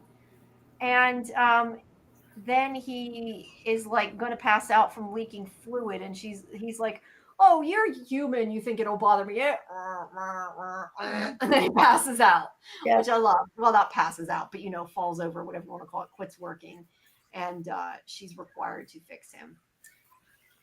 And then, sorry, I think I'm moving too fast through this, but No, it's fine. I mean, we need to move fast, but I know we do. So yeah, and then meanwhile, Labibi is acting more suspicious yeah, because she's after saying the whole thing about how they do have the conversation too, where she's like saying, "Oh, I won't." Where Barksworth tells her she can come with them, and she's like, "No, I want to get money so I can have a baby." And she's like, "I have to have enough credits," and they're like, "You have to pay for it." And she's like, "Well, how do you pay for it?" They're like, talking about the community paying for the kid and everything. Her life is totally different from theirs, right? Yeah, definitely. But all that was made up, so it's kind of in the end a little bit irrelevant because she never wanted a baby. But yeah. But they because she says she hates kids, so she made it up. But yeah, she's trying to get them to, I guess, feel bad for her maybe, but this is where I'm like, he's not buying it. And yeah, so she finally is like, "Okay, you're just gonna give it to me, and if you don't, I'll shoot you." And then we knew this was going to happen. We knew she would not. And Barkswatch is like so shocked, like, "Really, Labibi, don't do this. I can help you. I can protect you from, the indentured servitude." And she's like, "Can you give me 1,000,000 credits?" So no. I did like that part. Like, you don't need. And then she's like, "That's not what's important." And she's like, "Well, I'm gonna find out." So yeah, and then meanwhile, Mensa has plugged him into the ship, given him the lubrication, whatever you want to call it, of the hopper, and this enables him to think, "Oh wait, I'm compatible with the ship. Yep, I can use it to, fix the issue." So if the explosion had never happened the way it did, he might not have been able to. Oh yeah. Yeah, I like the way it worked out, that it all kind of connected together. And Sec Unit's like, "You have to cut me open and take out part of my spinal cord, and here you go." So we also were talking about like the idea that he's part tissue, part robotic, because I am kind of surprised that he has that much like inside tissue that is human or is DNA or whatever. And there was some discussion and explanation of why, and like how some of that's in the book, and it's explained like why why they're like that. And so I thought this scene was really about Mensa having to cut into him that she felt was like a human body, and she had to cut through tissue and see blood and whatever. And there's a part where Sec Unit, the voiceover, he says like, "Humans are so weak, humans are so squeamish, humans like," he says like, "I was afraid you couldn't do it because they're so squeamish, or so weak," or whatever he says, right? He says something like, when she asks why he isn't reacting badly to the news or whatever, that he says it, and he says it in the voiceover where he asks her to cut into him, and he knows she can't do it, right? And he has to ask her. She cuts down his back. She cuts down the back, and he says, "Can you do it again? Because you do hard enough." And she has to like, right? I mean, I think a lot of that scene was not about him; it was about her and what it meant for her to do that, right? Yeah, and how they feel that he's a person, even though he's not. Or is he, or is he not? Yeah. Hey, Lori, welcome. Thank you for dropping by. Hey, Lori. Yeah, I was actually talking about a previous scene, though, that I just wanted to comment. I just ranted for like 5 minutes, and it was. No, I was trying to say, whenever she says, that's the scene, she's cutting him in that scene. No, I know, but before that, that's what I just said. I had skipped it, but I wanted to comment on it. She says something like, "Why aren't you react?" Like he's barely reacting when he says that there's probably going to come after the rest of the people and try to kill them. And then in the voiceover, Sec Unit says something like, because he basically says because he didn't want to freak her out and he knew that she'd get freaked out. I like that. So yeah. And let me hold on. I'm trying to open something here. Give me a second. Do it. I probably won't find it now. I was going to try to see if I could open this because there was something else too that I know we skipped. Yeah, but a lot of this I had about like I love that the way he's acting and that he's not holding back. Oh, and I mentioned this yesterday, but this is like my favorite line when she doesn't want to cut into SecUnit and SecUnit says, "You don't have to eat me, you just have to cut me." Yeah. Crack it open, and then she's like, "Oh fuck no." So I enjoyed this scene a lot. But yeah, she slices it. Yep. And She cuts in. She does. then it's juxtaposed with them getting a back massage. Which Yeah, these wimpy. Yeah, these people being like, "Oh, massage my back." Yeah, these three are crazy. And the two of them, I think, are totally over him. Even Arata seems to be. Yeah, Pinley. Well, Pinley's been over him, but Arata seems to be kind of getting there too. And but yeah, they have this conversation, and then they're like, "Where's Mensa?" And also Garathan had said that the beacon was never launched was the thing. Now, whenever she says that SecUnit and Mensa are dead, he does start crying. Now, I'm not sure whether it's because he thinks Mensa's dead, whether he's in shock, whether it's a combination of the two. Kind of talked. I do think they are a little bit like. I mean, Mensa. I mean, look, she's their leader. They love her, but I do think they're a little bit like, they're a little bit like babies, and she's their mommy. And when she's not around, they're maybe. I mean, Garathan clearly has an unhealthy crush on her. We know that from before. So true, but Garathan is also one of the few of them that has like some brains ability, some brains, some ability to think. They're all like they're a bunch of kooky hippies, and he's the one of them that has a little more sense, right, and a little more ability. Yeah, let's really quick. I know we've already moved on to Dead City, but let's bring up Lori's comment about don't understand why Negan wants to kill everyone. What happened during his hallucinations to make him feel that way? We agree with you. We agree with you, Lori. That's the answer. Lori, thank you. Lori knows I agree with her, but now she knows you agree with her too.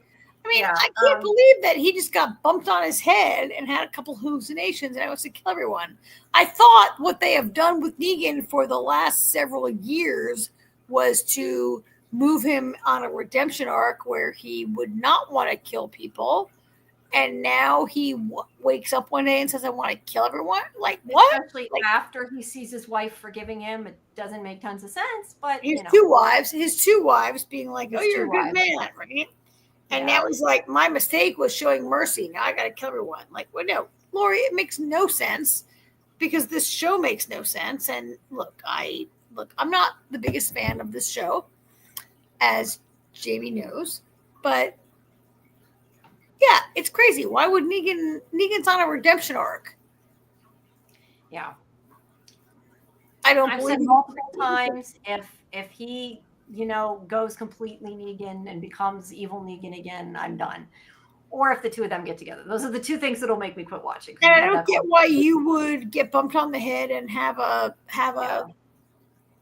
bump on the head. You could get bumped on the head and have a hallucination, but the hallucination seemed to have had the opposite effect it should have had. Is the problem. Oh, and make you crazy, yeah. So no, Lori, we agree with you. Yes, we agree. All right, go back. Let's go back to our Dead City conversation. Roll up some Murderbot. Yeah, let's go on. So yeah, she does eventually. That was gross. Whenever it's a great shot, right?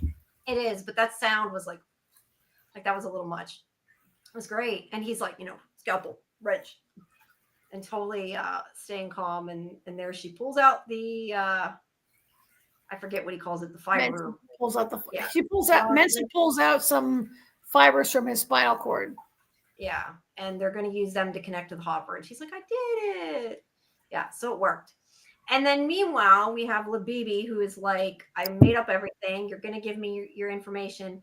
Now, I was a little confused, sort of, about some of what she wanted, because she Me wants too. the information that they found that was missing from the map, right? Yeah. But I thought the point was that it wasn't on the map, and when they went there, they found the creatures. So I'm not sure exactly what it is yet that they found, or she thinks they found. I don't know. I'm a little. Or why It's she wants it, because I think Labibi's story is that she was indentured. Yeah, but that was all fake. She right? made all that up. I mean, that's my understanding. She's not from Doubtfall. She's part of that third party that killed Doubtfall in order to get whatever it is that they think. I don't know whether it's information, whether it's mining. I don't know, something, whatever it is that's supposed to be in that part that was hidden off the map. Right, but I think And she doesn't even know what she wants. She doesn't even know what she wants. She doesn't even know what she doesn't know wants. what it is. Because these people, these space hippies, are totally clueless. They have nothing. Like, why she thinks they want something, like, is crazy, right? She showed up there. Yeah, she thinks they have the information that she wants that will lead to whatever it is that's being, they don't want people to know about. Do they have it? Well, I think that's what I don't exactly understand. Like, I thought they didn't have it either. I thought the whole point what it was off the map, and I don't know if they've yet explained what it was they may have found. I don't know if they did, so I'm being careful what I say. But I don't think, like, it I don't know. It just was very confusing to me exactly what she. I think they came there after these other people, the dealt whoever, and they didn't have it, and so now our people like bumped into it and are sucked in, and also have the information. Yeah, kind of. Yeah. At any rate, she wants the information that will lead to whatever it is that she's trying to find, and he refuses to give it to her, so she shoots him in the knee. Yep, and that's a mistake. Yeah, and she's like, "You're going to give it to me. You're going to do what I want. You're going to log me into the system, or I'm going to kill you." And he does. Boom. This is where she's like, "I can take you and get you away from the indentured servitude." Oh, she's the worst. Yeah. Yeah, like, she's still not getting it. She still thinks she can save her. Although, I mean, can't fault her for trying to help her. But yeah, and I guess I appreciate being nervous and just trying to, yeah. And here's Libby, and boom. Oh, didn't you like? The one thing we did skip too, what you reminded me when you said it that time, when you said her name, the fact that, like, they're like, "Is that even your real name? That's such an awful name." And then Pinley's like, "Oh no, it's really a beautiful name." Like, yeah. About it. I think that was where she's like, they're like, "No, it's a beautiful name." But yeah. So Murderbot comes in. She's got the gun to Garathan's head, and he shoots. And yeah. Boom. I really like, now I took the screen captures for this, and I was talking about it last night, that I think it's interesting if you watch it frame by frame, because since there's like, it's all digital, right? It goes from I mean, it literally goes one frame, she's fine, to the next frame, kaboom. And it's just kind of funny, and like, I get it, but it's kind of funny if you watch it. And there's their reaction.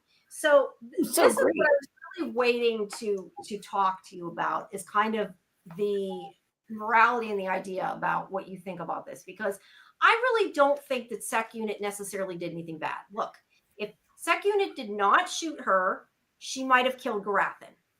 And if Sec Unit was a human, could have made the same decision. So I don't necessarily think it was a bad decision. Was it the wrong decision?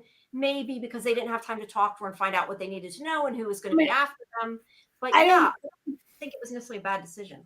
I don't think it was even a decision. Like, I'm not sure that he made a decision or had the ability to make a decision. Really? I mean, I think the decision was. Okay. Wait, so first of all, you are required to bring a Sec Unit onto the planet to go down there, right? Like, they were like our hippies. I mean, look, just because our guy has released his governing chip, I mean, I've been wondering, is he still governed by certain things? Like, they're still an algorithm. Like the way that he was able to shoot that quickly was not because he's suddenly like human because of do it, right? And everything else, yeah. Like, so do I think he did something wrong by doing that? Like, the question is, like, did he even think about it? I think he didn't even think about it, right? He just boom, like. Right. But I think it was like to him or to it, sorry, that the the objective is protect this group of people. Another human life did not mean anything to Sec Unit. I do not think that that was a moral. And again, I know that Sec Unit isn't human, so it's hard to attribute it to that. But I'm saying, like, if it was a person, I do not necessarily think that that was the morally incorrect choice to make. Like, do you think he shouldn't have shot Labibi? I think he shouldn't have maybe shot Labibi because, like Grathan said, they couldn't question her to who's after them or who will be after them now. But like I said, Sec Unit saved his life. So if that was a human that did it, would I say that that was the morally wrong choice to make? No, I do not think that there was anything wrong with that choice. It may not have been the correct choice in the long run, but like I don't think it was bad or like. Well, and so let's say Sec Unit could think it through. Like, were they going to get any answers for future use? Like, would they be like, "Oh, Labibi, let me tell us a." Yeah, I don't know. Yeah, and that's what I mean. Like, even if Sec Unit had like figured out the odds of whether Grathan would be killed or not, I'm just saying, like, I try to think of it like if it was a human, how would you like? Would it make a difference? I don't think that what Sec Unit did was okay. That's fair. Like, it wasn't morally wrong. Like I said, was it the correct? I don't either. I don't think it was either. Like, she had the gun to his head, and he had to make a decision. And and it took the shot. And I think for them to be like, oh my God, you killed somebody, you took a human life. Like, Sec Unit took a human life to save your human life. To him or to it, Labibi is irrelevant.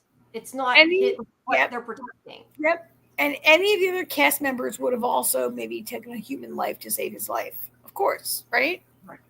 Right. Yeah. Exactly. So the fact that they're like shocked and like afraid of him or seem like they might be, I mean, we don't really know because we haven't seen the result. But that's why he's there. But that's also why he's there, is to save them. Like, and they're kind of like, oh my God, like this is this horrible thing. And I like that at least got all the shots of that. That at least Mensa seems to be the only one that's a little level-headed. Look, I get he's in shock. I mean, yes, he should be in shock. But Mensa, I forget exactly what she says, but I know that she said something that like that they had to move, they had to leave. Like she's not hung up on what he did like they seem to be. No. Although I do like where Pinley's like, we don't know who she was since she has no head. Now we can't ask her. Yeah, that's great. Yeah. And then he's like, I'm gonna go repair my spinal column. He's like, I've had enough of you guys. I'm gonna go repair my spinal column if that's okay with you. So yeah, they're in shock, but they're also a little scared. And I just don't think they have a reason to be scared of him. I don't think that they should be scared of Sec Unit. No. I mean, if they're scared of technology, whatever, but that's not why they got on this bus, but fine, yeah. I mean, that's what it's about, Yeah. So Sec Unit goes back to his that was fun, Yeah, and there's some comments about she wouldn't have acted the way she did. It wouldn't have, whatever. And Sec Unit is repairing itself, and meanwhile she's out there crying and freaking out, and she's comforting her. Yeah, I don't know, but I do find it interesting that Sec Unit at the end is like, I liked it. I mean, is it talking about the killing? Is it talking about protecting them? I don't know. I think it's called killing. I thought it like killing. I definitely took it that way. Yes, although I do think the idea that it's possible that it meant protecting them is interesting. But yeah, I think liked killing her. But I mean, she was bad, so I don't really. Yeah, I don't fault Sec Unit. And I just think it's interesting that. I mean, it has always called itself from the first minute of the first episode. It was calling itself Murderbot because it wants to. It had always thought that killing would be sort of its thing, right? Well, it had thought that it maybe did kill people. We don't know. Yeah, but the point is that we've talked about, the story has been done before about like the robot becoming more human. So I guess now the question is it really? I mean, I think that's because that's a little concerning. Like I said, I don't fault Sec Unit for what happened, but if it enjoyed it, that isn't good. So I don't know. I guess we'll have to find out. Yeah. And yeah, I think that's it for the episode. The only thing is we did skip the after dark discussion of the penis appendage again. But other than that, That's all right. Doc, thanks for stopping by again. Yeah. I mean, that's, a thing that Libby want to keep doing. I guess it's funny, joke, whatever, but yeah, he's hot. So yeah. yeah, she's thinking about it. Hey, Doc Kaiju. Thanks for dropping in. And yes, please do like the stream, everybody, and subscribe to Sci-Fi-Vision. It would be appreciated. Yeah, we're. I was going to say, is there anything else that you've seen this week or this last couple of weeks that we haven't talked about? I know I've seen a lot of other stuff, but I've watched a bunch of stuff that's not related to our show, so I won't mention them. I will say, I promised Muncher Luncher I would tell you in Alaska there are whales. I'm going whale watching. I'm going hiking. I'm going to eat like crab legs all the time while I'm there. I'm going, I mean, there's so much there's beautiful scenery. I mean, I guess like, and salmon. We're gonna go fishing, salmon fishing. Can't you see Northern Lights from there? Yes, you can see Northern Lights there. That's the only reason I'd maybe want to go to Alaska. I'm not a person. I don't like the cold. I would not. Yeah. Well, it's only like 50. It's only like 50 degrees every day. Like it. I mean, really? Okay, I guess it's not that cold. Wear a sweatshirt and you'll be fine. Pretty much. Okay, I really assumed that it would be a lot colder, but I mean, when you go, we're gonna go near a glacier, and so we'll have to wear like a hat and gloves that day. But yeah, it's not that cold. Yeah, I figured it'd be a lot colder, but yeah, I don't know. I tend to gravitate towards warm. I'm just waiting for the weather to get warm enough to be able to swim and it not to get cold again because it keeps going back and forth. And our pool is still not quite ready. But I want to go swimming. We had a leak. We had an issue. I think it's okay now. But the weather has not been great. But right. But yeah, I hope you have fun. I will. Like I said, you're going a couple weeks. So I don't even get to go to any vacation. I know. I'll miss you guys, but AJ is a worthy host. Yeah. Yep. And I will be here, and that's why I said I will be here next Thursday, even though it's my birthday next week. Yay! Yay! All right. So everyone, it's Jimmy's birthday. Give double likes, double subscribe. Yes, next Thursday. Not yet. I mean, you can still give double likes now, please. But I mean, it's not my birthday yet. I don't want to be confusing. But yes, please like and subscribe. Check out our videos or other live streams. And make sure you check Discord for the schedule. We have on Sundays at 11. We have Dead City that I do with Lori. And then on Mondays at midnight, we have Murderbot that I have with Scarlett. And then on Tuesdays, we have this show. And then on Thursdays at 11, and these are all Eastern times, I have Librarians Next Chapter with Scarlett. So make sure you join us on Thursday. And then on Friday now, we are doing Revival. Same thing. So because I'm crazy and having fun doing these, but probably doing too much. But yeah, we've been talking about Revival now. And then we're going to be coming back on, as I keep saying, on the 13th of July is when the Institute premieres. We will be having a watch party when it drops at 9:00 in Discord, and followed by that around, I believe, 11.